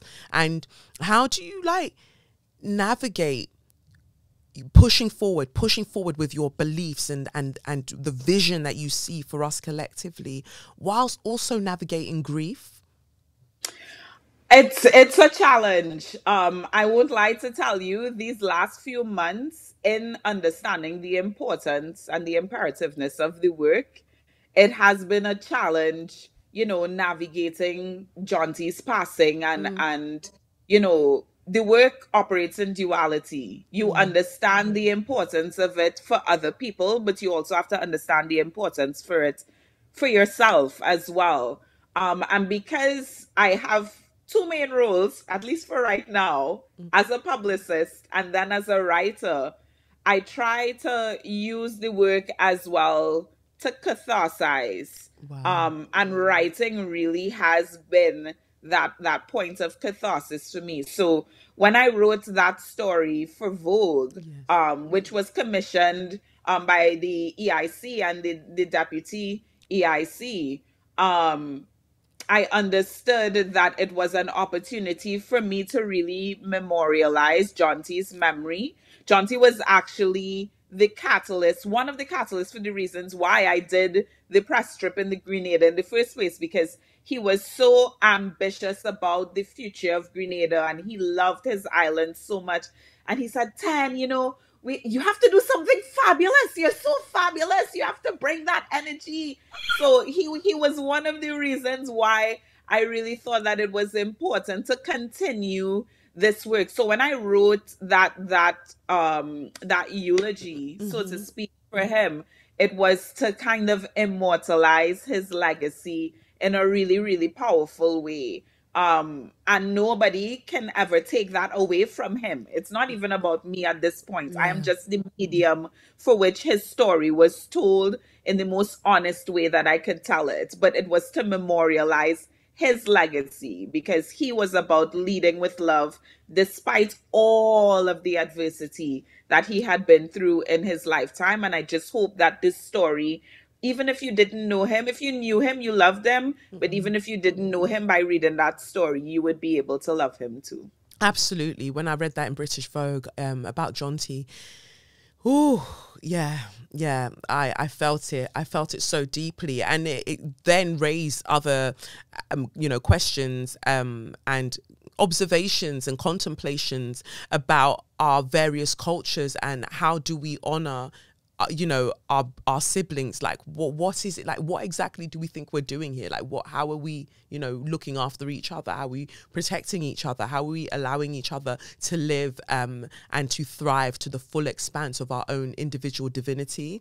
So reading your loving way of bringing Jonty's story to the fore, it was phenomenal, and on the other side of that, I've read your other writing when you might be writing about Jada Kingdom, that there is a care, there is a love that you write about those around you. And I don't think people can learn that. I think it's innate. I think, with Jada specifically, she has felt so misunderstood throughout the course of her career.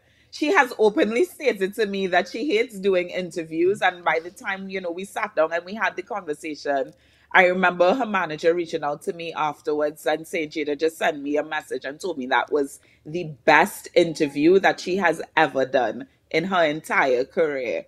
So I want to be able to create these little safe spaces that people can share their stories, whether it's of an adverse nature, whether it's of a triumphant nature. But also, I think I've really been blessed with the opportunity to be protected and cared for by other people as well. So I just want to be very transient in the way that I tell stories. I'll even give you an example.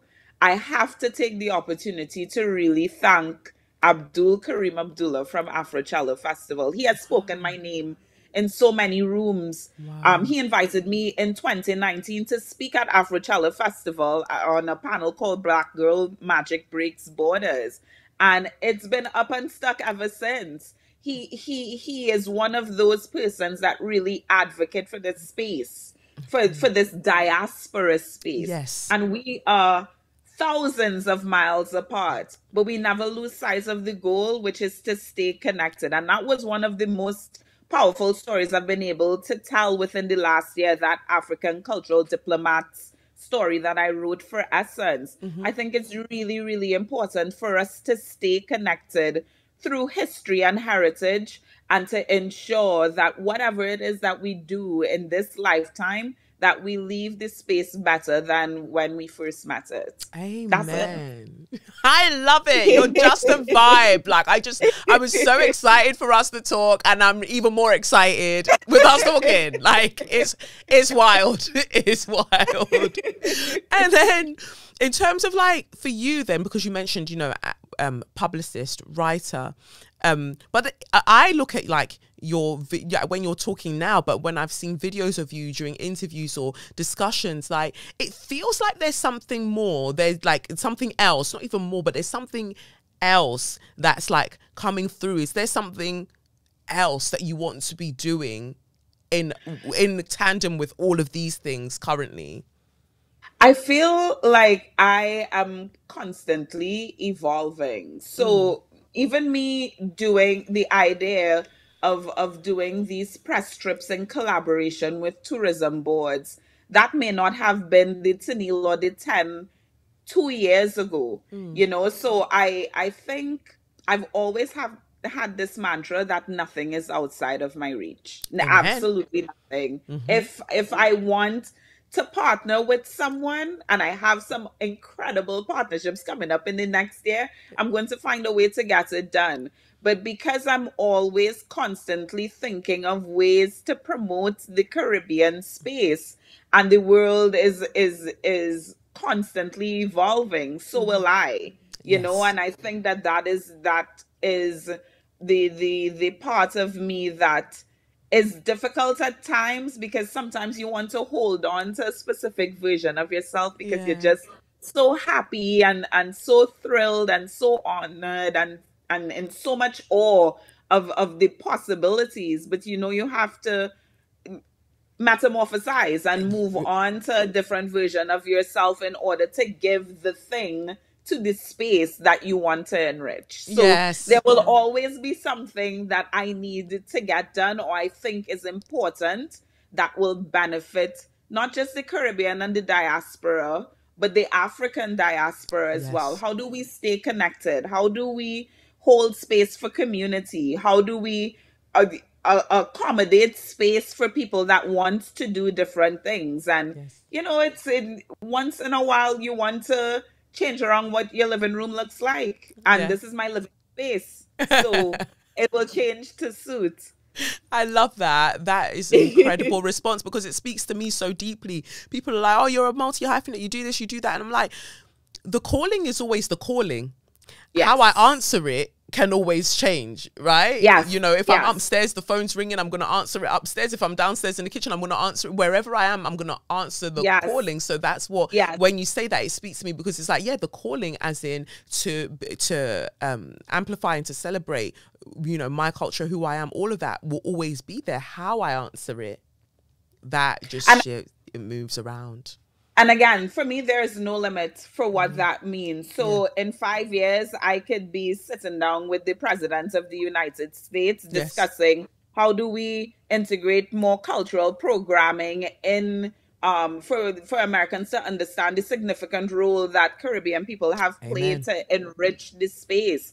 I could be doing anything. Nothing is outside of my reach. And I want to be able to use the work that I do to also empower other people from this space, who are often taught that they are limited in their environment in terms of what they can do. You know, I'm based in the Caribbean, even though I travel often, but I don't want that to be a set limit on what people expect of themselves and what they can expect of others and the space around them to empower them with to do things that they think that they could not do in this lifetime or the next one. True. It's so true. Because I went to Jamaica recently and it was one of the best trips that I've had because it was helping me to connect the dots. It was like I was, you know, just being in Kingston and going, you know, going to various places and us traveling out for the day, you know, day trips and things like that.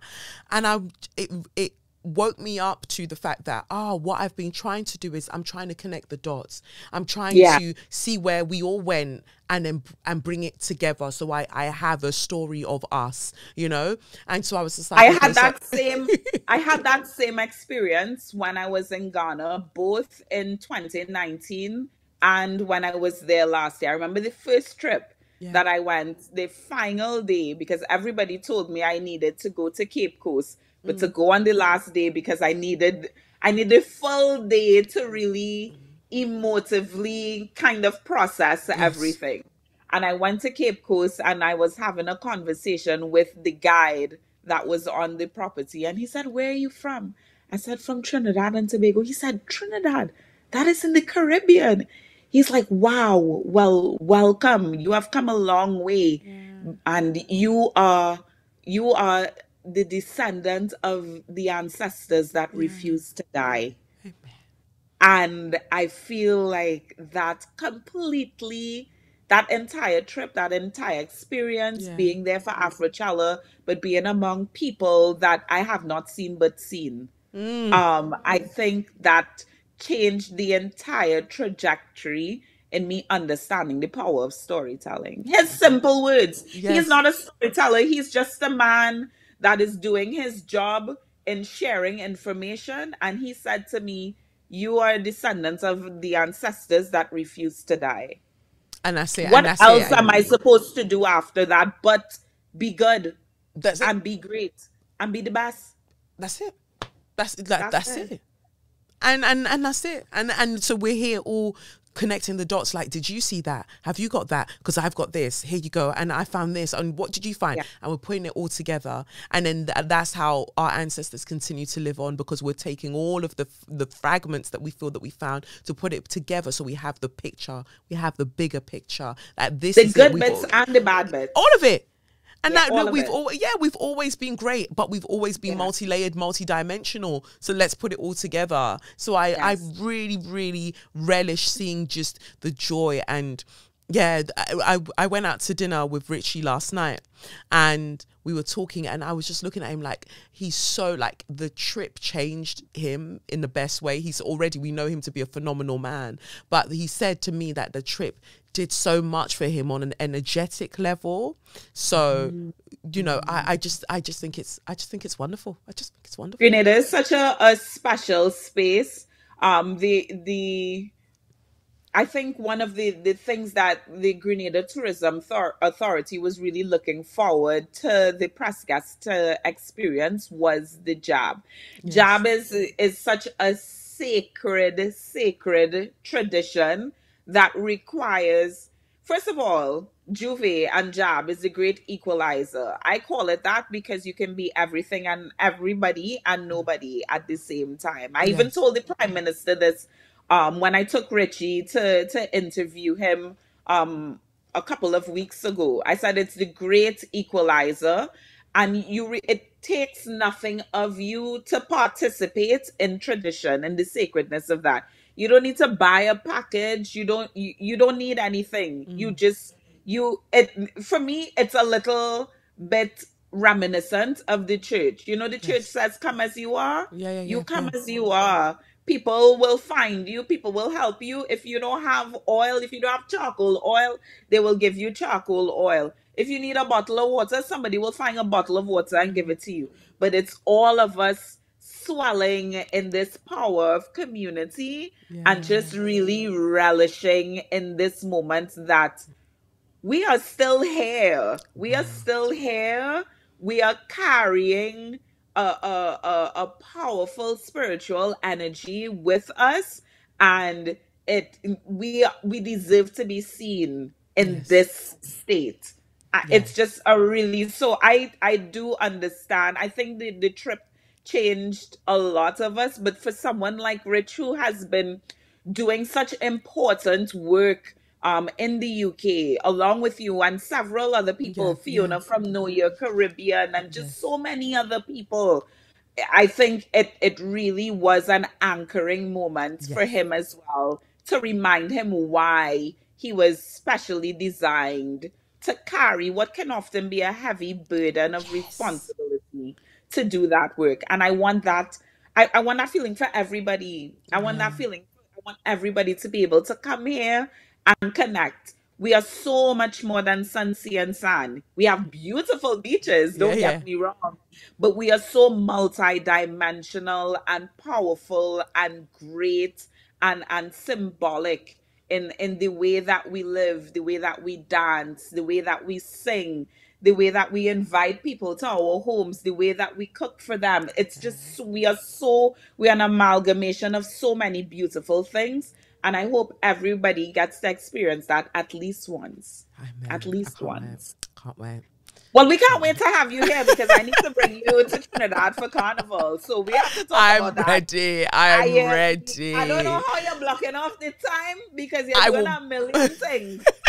You're doing a I million will things. block it off. I will be there. All of No, me.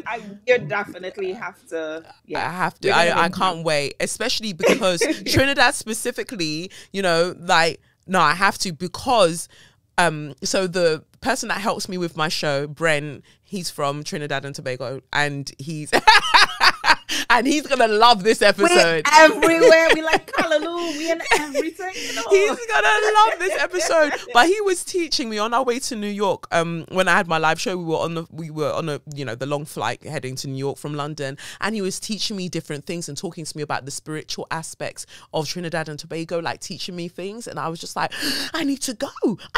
Yeah. Because that makes sense. Because in Yoruba culture, this happens in Yoruba culture, and da da da da da. Yes. And he was like, yeah, see, so We actually had a Nigerian as part of our press guest. I don't know if you know her, Joy Ofodu.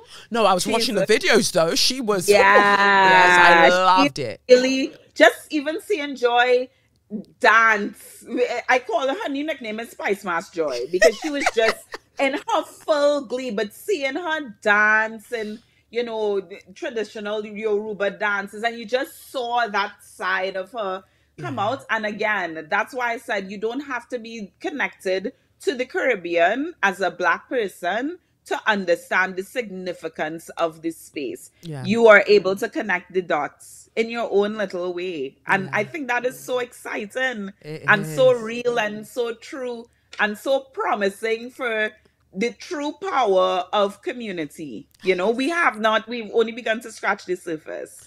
That is so true. And I appreciate you, Tenille, for helping me connect the dots. And as you say, we're only just scratching the surface. And sometimes that can feel ominous for people. Like, oh, I don't know what's going to be there. I don't know. But actually, no, let's be excited because it's treasure. It's treasure. It's a remembering. It's a collective remembering. And we need to remember. So thank you. Yes. I appreciate you. No problem. I just feel like it's so important for us. I mean, even for the way that I was able to hold community and hold space with you this morning, it's just I have these constant pervasive reminders that, hey, you know what? The work that you're doing may not be recognized in the moment now, but hopefully 20, 30 years from now, 50 years from now, 100 years from now, it would have set a foundation or continue to build on a foundation rather for the work that is to come, you know, and that is all that I can be grateful and thankful for, you know. And I think of thankful and thank God, and that's what Kelechi means. So Not you knowing the meaning. Not you knowing the meaning.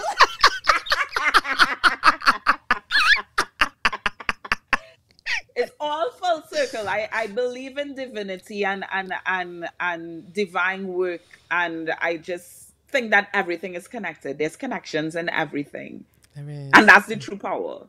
That is so true. Thank you.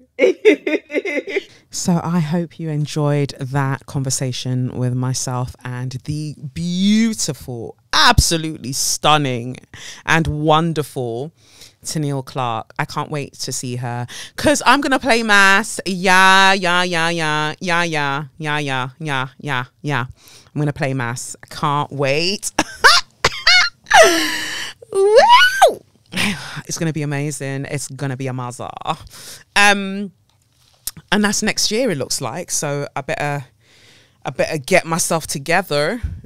I mean, I don't really have to worry too much about my front because I get laser hair removal. But even if I didn't, like, you know, if you want your hair out, like you want to do whatever you want to do that. But I don't. So yeah, I can't wait because I want my costume to bang. Like, I want my costume to be ridiculous. So yeah, that would be super fun. Oh, before I forget, so thank you, Tenille. 2 slaps on your chest. Thank you so much for joining me. Talking of travel, I'm going to be in Baltimore. Yes.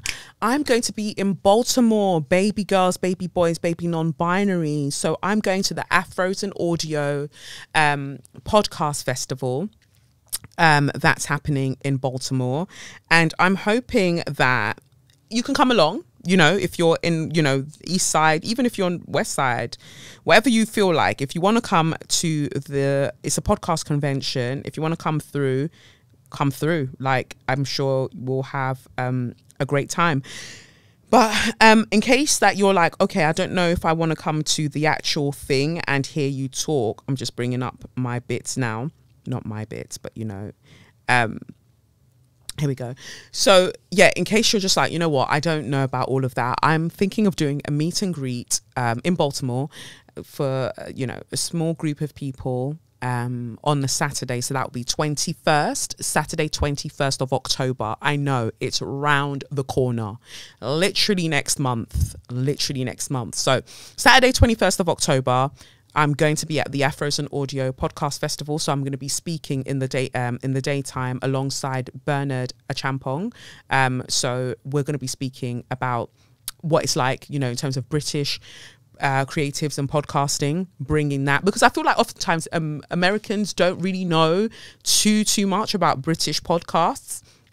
And there are certain ones that they know, which is amazing, but it's just talking about the fact that we can universalize our experiences by listening to each other's content. And I think that, you know what, apps like TikTok have really helped with this, because there are certain British podcasts that are doing incredibly well on TikTok just due to the algorithms and the way that it just pushes out content. So people are hearing British voices in a way that they haven't heard British voices before.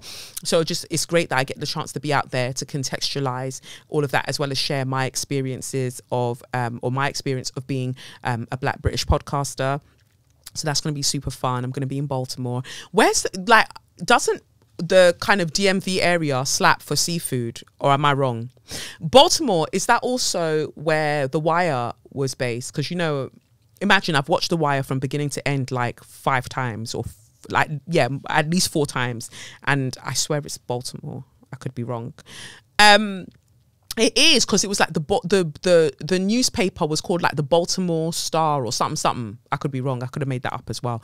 But like I said, I'm going to be in Baltimore 21st of October, and I'd really, really, really love for you to be at that talk. So you can get a day pass, so you can be at the talk, or if you'd prefer, from around 2 p.m. I'll be doing a meet and greet. And if you want to get a copy of the book as well, because we haven't got the US publishers yet, but if you want to get a copy of the book, you want me to bring that along, there's a way that you can buy your ticket for the meet and greet that will include your book, so I can sign it. And I'll be doing a few, I think 5 tops, 5 30-minute in-person tarot readings. And I really love in-person tarot readings because the energy is through the roof. So usually doing it via Zoom, doing it via email, all of these things are wonderful because my accuracy, I thank the Most High for it. But there's something about reading for somebody in person that is just mad.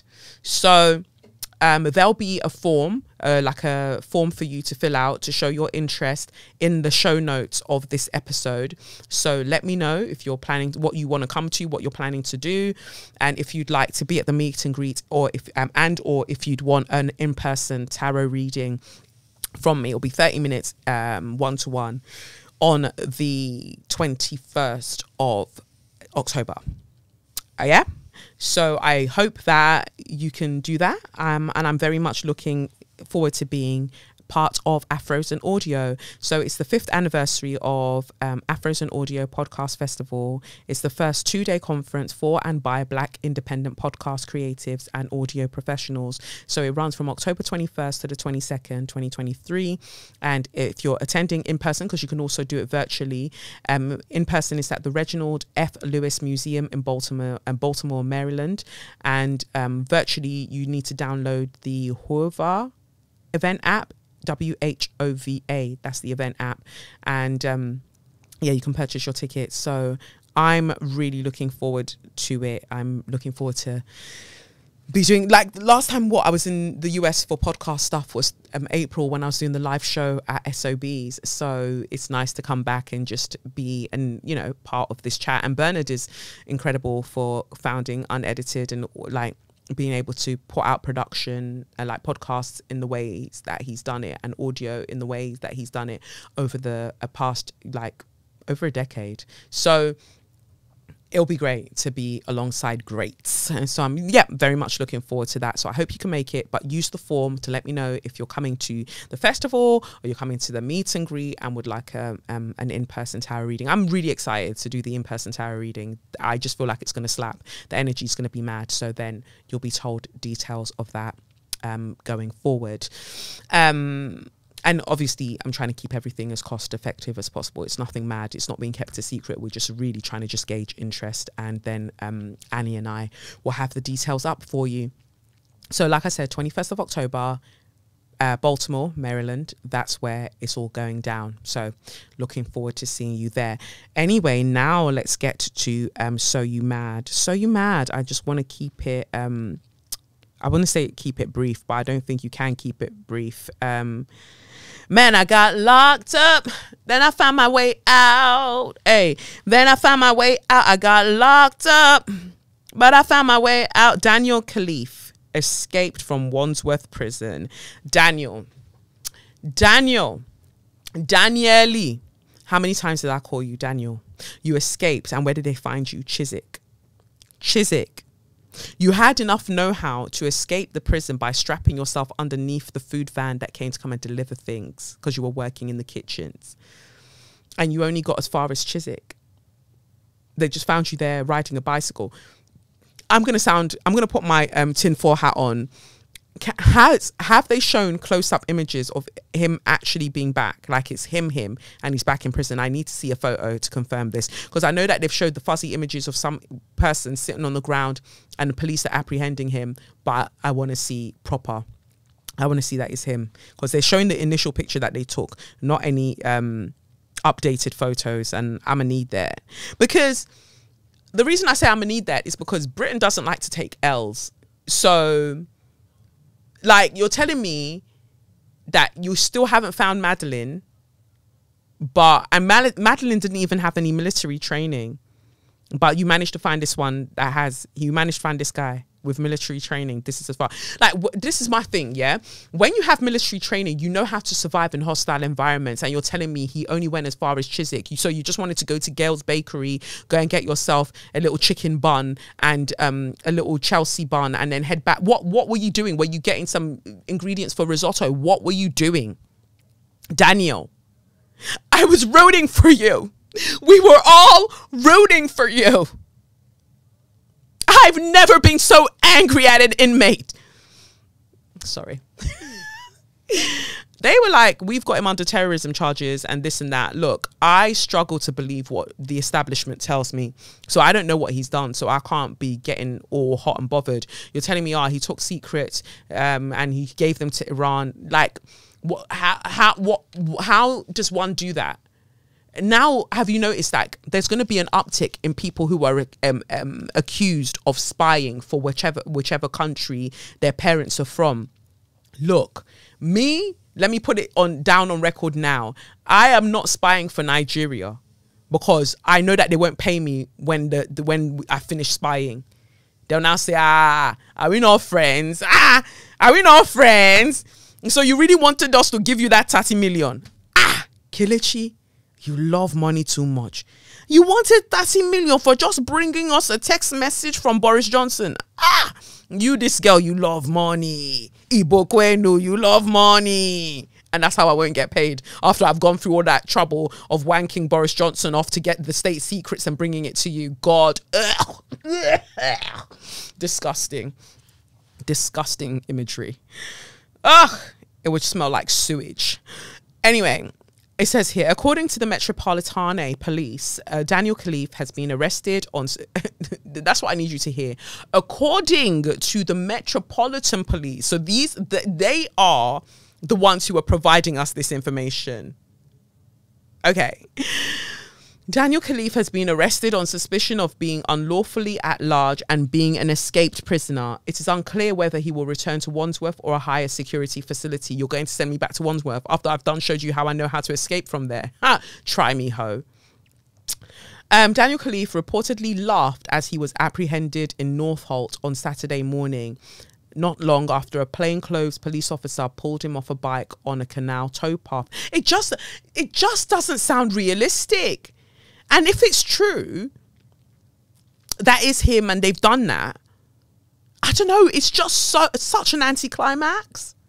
So this guy was able to gather state secrets, get it over to Iran. He was able to work his core. Pilates could never strap himself under the van to escape, and he only went to Chiswick.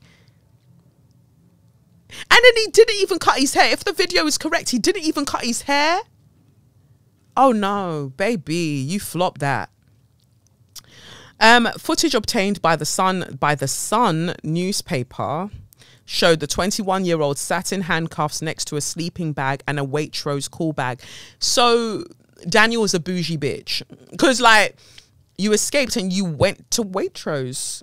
Like your priorities were like, oh, you know what? I haven't had those Dutchy scones in a minute. Like I need to go and get me some of that.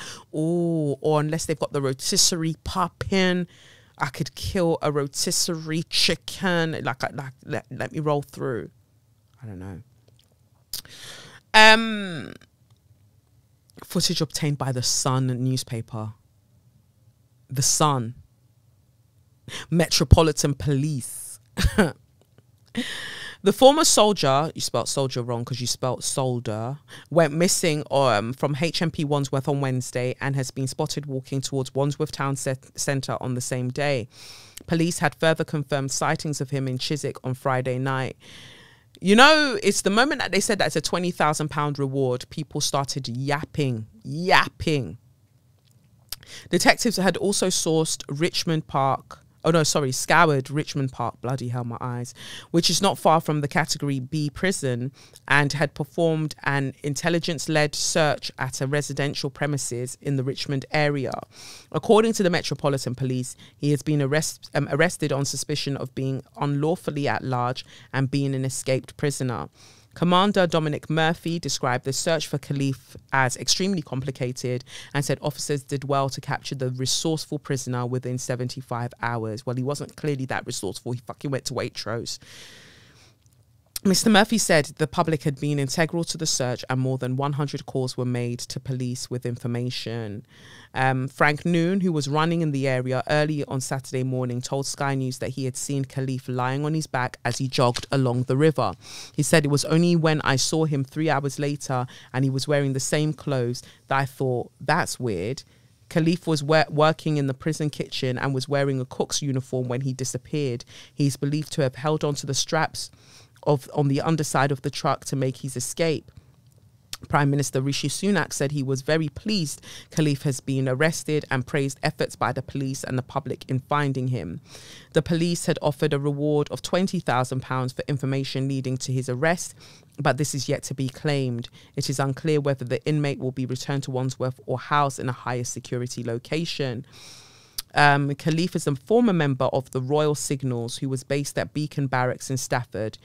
He was on remand awaiting trial, accused of leaving fake bombs at a military base, a charge under the Terrorism Act and another under the Official Secrets Act, which alleges he committed an act of prejudicial an act prejudicial to the safety or interests of the state.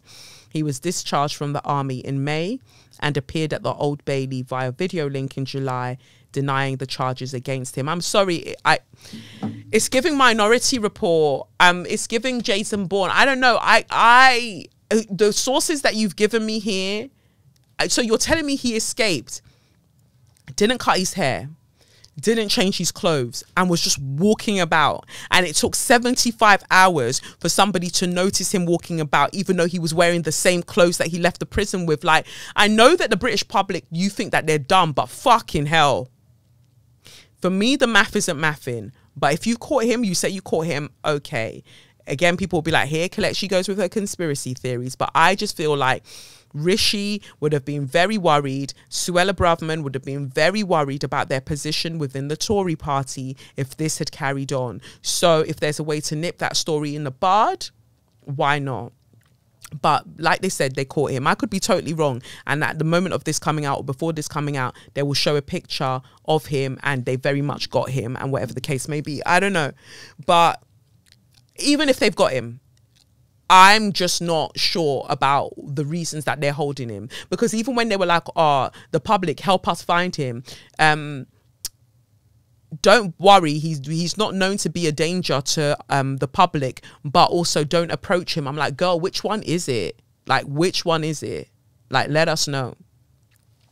So I don't think he's dangerous. Like, look at him. He was just minding his business. He's just giving 21-year-old that's been accused of something and he doesn't know Wagwan. Like, if he was seriously intel the way that you lot claim, surely somebody would have scooped him up by now.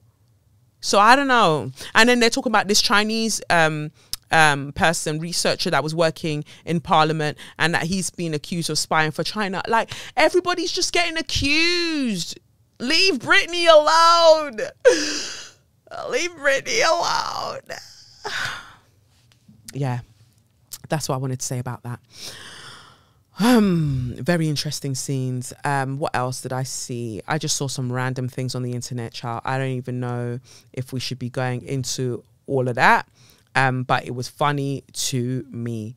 It says here, UK police descended on a yoga class in central England after a member of the public spotted people lying on the floor and reported a mass killing. Officers rushed to the spot with their sirens blaring, only to find members of the class quietly meditating. The seaside cafe inside the North Sea Observatory in Chapel Street, St. Leonard's, said a worried member of the public raised the alarm on Wednesday night after becoming concerned. If anyone heard the mass of police sirens in Chapel Street, in Chapel St. Leonard's, it's Chapel St. Leonard's at 9:30 p.m. last night, then please be reassured, a Facebook post said. They were on their way to the observatory after someone had reported a mass killing in our building, having seen several people laying on the floor, which actually turned out to be the yoga class in meditation. The cafe regularly hosts yoga classes in the evenings and noted in its social media post that it is not part of any mad cult or crazy clubs. Lincolnshire Police said the emergency call was made with good intentions.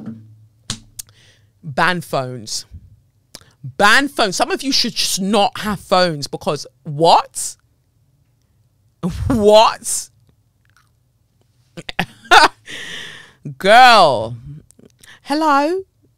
It's just a quick one. So I was just going on my usual walk with my dog, Susie. Yeah, the dog's called Susie. No, sorry, why am I calling? Well, I was just going on my usual walk with my dog, Susie. Yeah, you said not to mention that. Right, well, I was going on the walk and so I've just seen a pile of bodies. Well, they're not a pile because they're not on top of each other, but there are quite a lot of them and they're lying down and they're very, very still. So I think they've been murdered.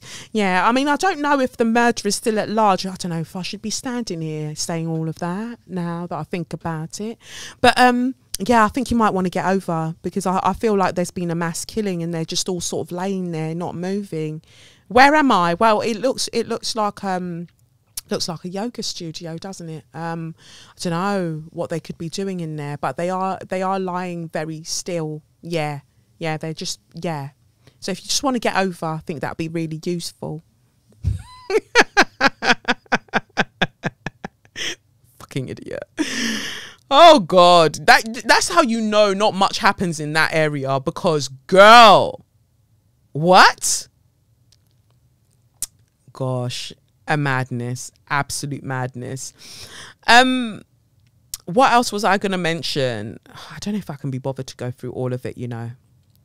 I don't know if I can be bothered to go through all of it. What was this here? My wife is putting stuff in my food to tame me. Should I divorce her? What you need to know. Her pastor/prophet has poisoned her mind that I have so many girlfriends, which is not true.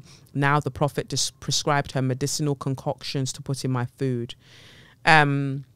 I'm a foreigner in Angola, but married to an Angolan wife. I am self-employed and my wife mostly attends the church service with our children. Her pastor/prophet has poisoned her mind that I have so many girlfriends, which is not true. Now the prophet prescribed her medicinal concoctions to put in my food, which she accepted and put in my food. One time I caught her red-handed putting the stuff in my food. She told me she has been doing it for a long time. Girl! Like, oh God. We're losing recipes. To cut the story short, I think I should divorce her. I can't trust her anymore. I am not even eating her food. Should I divorce her or not? This is the reader's advice. Stay with me. I empathize with your situation. You are the first priest in your home and you should guide your family. You have left your wife to choose and to a larger extent be derailed by the prophet because of not accompanying them to church. You don't need to divorce your wife.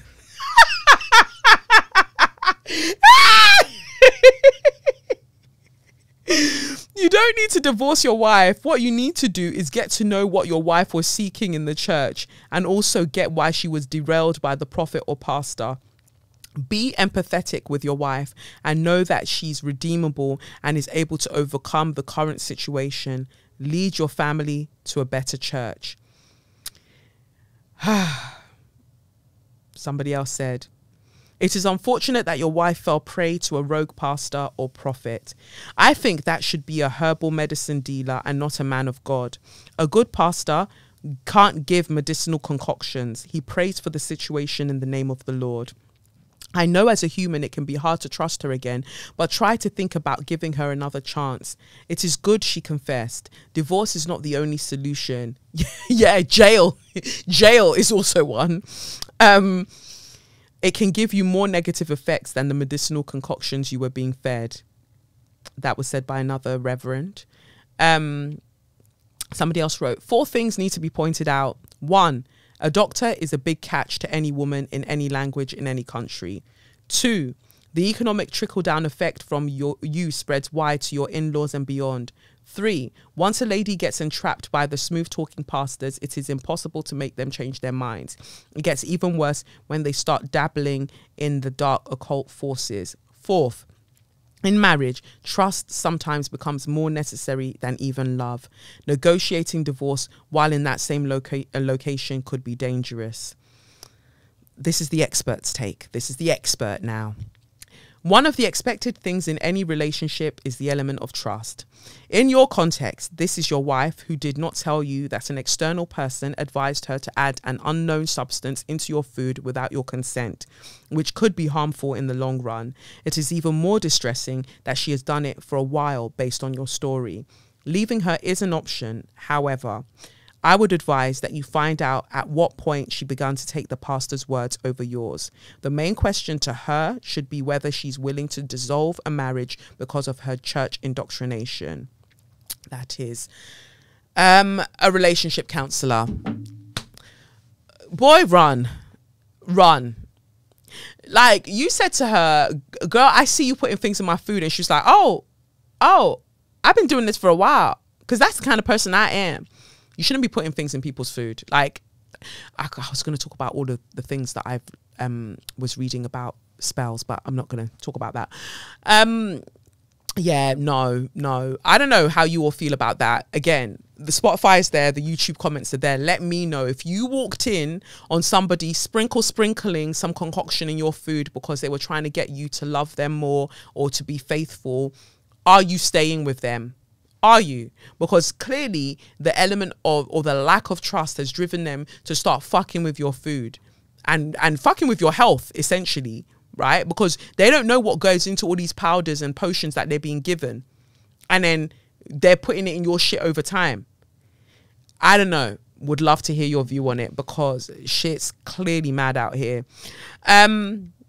I think, should that be the last one? Yeah, I was going to read one about some woman and an inconvenience fee. She charged a guy for not showing up on a date, but the reason he didn't show up for the date, and told her that he wouldn't be able to show up for the date, is because his car got broken into. So she says, oh, you need to pay me $50 for an inconvenience fee, and then another $50, but she wasn't planning to leave her house anyway.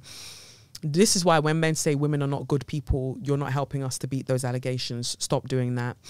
But finally, one of my straws of the week goes out to Avon and Somerset Police.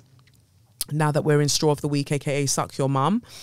My first straw of the week goes out to Avon and Somerset Police, because there is a woman that's known as, well, she's been referred to as Mary. She was married to a man for 19 years, and only for her to discover that he was actually police officer, an undercover police officer. And she was only told this in 2020, but they'd known for 7 years before telling her, as in the police force, they'd known. So it says here, this is not the one I want to read. I'm looking for, here we go, because now more people are coming forward with their stories. An undercover police officer used his fake identity to deceive a woman into a 19-year relationship in which they became partners and had a child together, The Guardian can reveal. The officer concealed his real identity from the woman for the duration of that period, never telling her his real occupation and using his fictitious identity on the birth certificate of their son.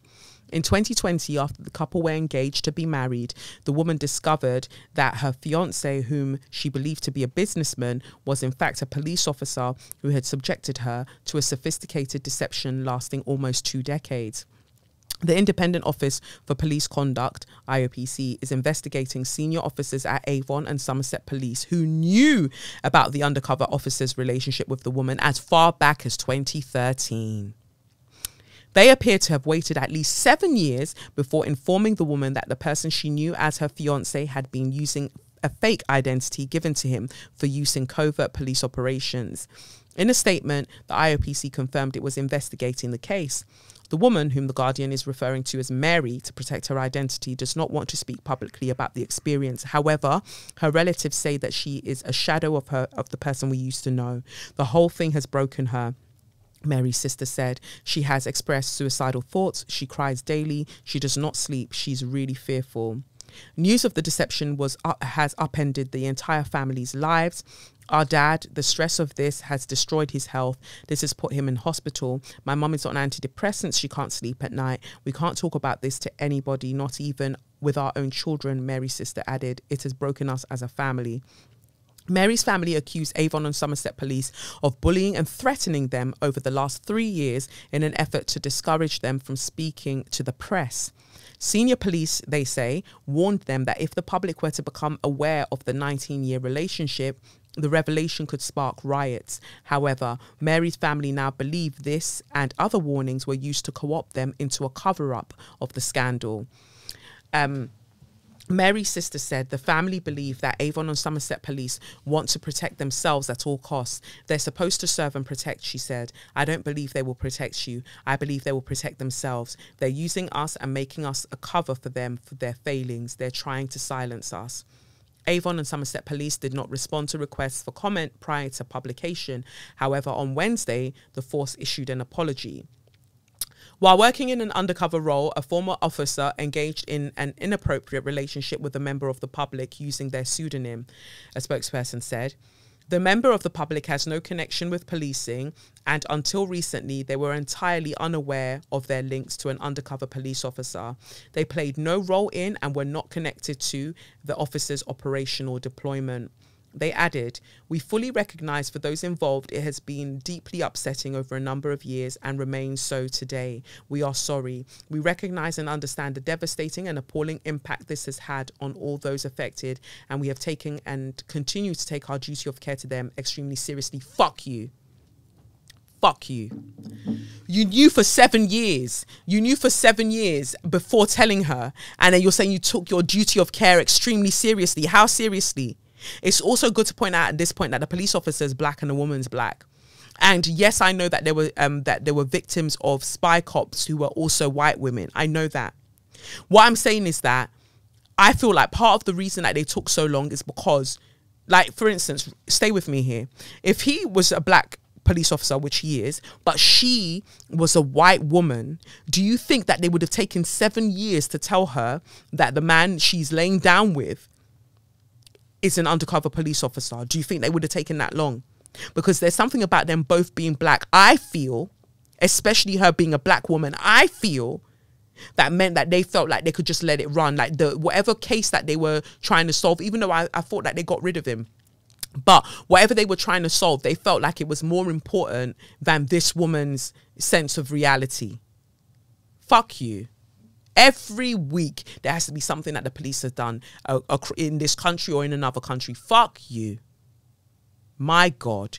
Like the whole story, if you want to read the rest of the story, just go onto the Guardian website and you'll find it there. Like, I am disgusted, and I'm so sorry, Mary, and I'm so sorry about your child having to grow up knowing this as well. I'm so sorry that these motherfuckers were motherfuckering as usual. Like, I'm deeply sorry. And my last straw of the week goes out to Ashton Kutcher and Mila Kunis. They can go fuck themselves. It says here, Ashton Kutcher and Mila Kunis asked judge for leniency when sentencing convicted rapist co-star.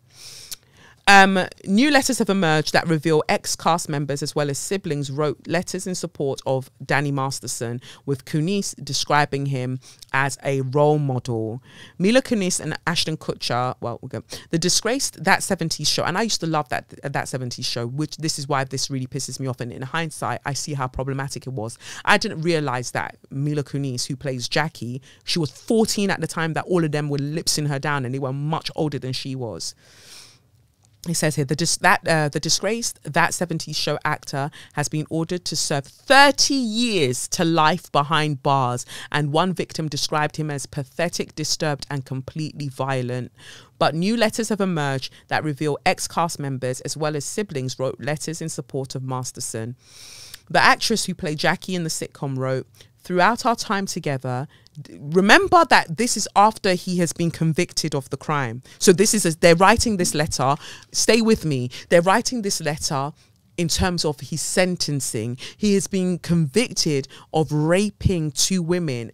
Like, rape is violent as it is, but my God, the things that they describe that he did, they get like, what are you talking about? So after you know that he has raped these women, you now chose to write a character reference. So at this point, I just want to know, level 5, level 7, level 12, which level of hell are you trying to go to? Wow. She said, "Throughout our time together, Danny has proven to be an amazing friend, confidant, and above all, an outstanding older brother figure to me." She went on to claim that Masterson had played a pivotal role in guiding her away from drug use. Kutcher described the convicted rapist as a dedicated and loyal husband, well, clearly not, because he was raping. Husband and father, and in his letter addressed the career-ending accusations against the 47-year-old. "While I'm aware that the judgment has been cast as guilty on 2 counts of rape by force and the victims have a great desire for justice, I hope that my testament to his character is taken into consideration in sentencing," he wrote. "I do not believe he is an ongoing harm to society. He raped 2 women, you cunt. I do not believe he is an ongoing harm to society, and having his daughter raised without a present father would be a tertiary injustice in and of itself." Fuck you. Kutcher, who is married to Kunis, went on to claim that Masterson was the first person to jump to the defense of a girl he didn't know after she was berated by her belligerent boyfriend. Masterson, and you know, I've got to say, seeing Masterson leaving with his wife, Bijou Phillips or whatever her name is, like, you women are disgraceful, the ones that follow your men to court after they've been accused of battering women or raping women. You're disgusting individuals. You're horrible individuals. Masterson's wife, Bijou Phillips, said in her letter to the judge that he had been a life-saving partner. Okay, so he's choosing people who are emotionally struggling, and it makes themselves to be their savior, makes himself to be their savior. It's like manipulation 101. What you lot not getting? She wrote, "Our daughter and I are heartbroken that he's not home with us because he was raping. It has been very difficult without him here. Even though he is now in jail, he calls her every day. The one-time actor's legal team is vowing to appeal, and if unsuccessful, Masterson will not be eligible for parole until he is a pensioner." Good. During the trial, the women whose evidence led to his conviction said that Masterson had given them drinks that made them feel lightheaded in 2003 before they passed out, and he raped them. I'm so sorry. Fuck you, Danny Masterson, and fuck you, Ashton Kutcher and Mila Kunis, because you really put out that video. And then, so after they wrote the statement and it came out that they wrote this statement, they put out some kind of weird non-apology video that looked like they were reading an award at an award ceremony. You know, when they come out to present an award at an award ceremony and they read line by line or sentence by sentence, and they look over at each other waiting for the next person to speak, and they're talking about, we believe victims and we support victims through our work. You don't. And now I feel like whatever you've got going on is a sex trafficking ring. You can't be trusted. Like you can't be trusted. Nope, not at all.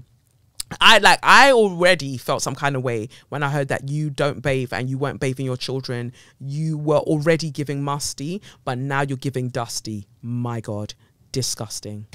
Absolutely disgusting. Suck out for an eternity through an unwashed straw, bitches. Oh, that is it. That is it. We made it. For somebody who didn't want to be here, God, I've really, really been here in it. Anyway, yeah, you can get your tarot readings, email tarot readings by going to KelechiOkafor.com/shop, and you can get the email tarot readings from there. You can join Patreon, patreon.com/Kelechi Okafor. If you want to get your month ahead readings, or just, you know, be a member of the community where I post weekly tarot updates for the collective, and one-to-one tarot readings, I'll be putting out more slots over the next few weeks, because I really want to start reading about 2024, because there are some major shifts astrologically for 2024. For instance, like Uranus, no, that's 2025, Uranus going into Gemini. But there are going to be some shifts 2024 that I really want to start looking at. So you can book your year ahead reading, or just have a general one-to-one reading. I'll put some slots out. By the time you're listening to this, I'll pop some slots out, I think. And like I said, Baltimore, I'm going to be there. So let's try and have a cute meet and greet, a few of us. Let's get some drinks. Let's talk EdgeOfHere. Let's do one-to-one tarot readings. I'd love to do that with you all. So that's it. The live show at the Barbican, well, the In Conversation With show at the Barbican is happening on the 7th of October. So that's a lie. The 12th of September is happening at this point, tomorrow, 12th of September. God, I'm thinking of PECKHAM Playground, which is 7th of October. So many things happening. And then Shelf Interest is happening on 16th of September. If you want to come to that book club mingle, where we'll be talking about EdgeOfHere, I'm going to be there Saturday, 16th of September. So that's that. I've been Kelechi Okafor, and this has been SYM, officially known as Say Your Mind, unofficially known as what? That's right, Suck Your Mum. Let me go to my yard. Peace. It's the Benz Brunani womanist, baby boys, baby girls, you need to hear this. Sit down, receive this realness. Make sure your cup's ready for the tea, we are go sip it, yo. Hot time scrolling for your long throats. You might learn something you never know. Kelechi fine, and she's one of a kind. Don't say your mind, say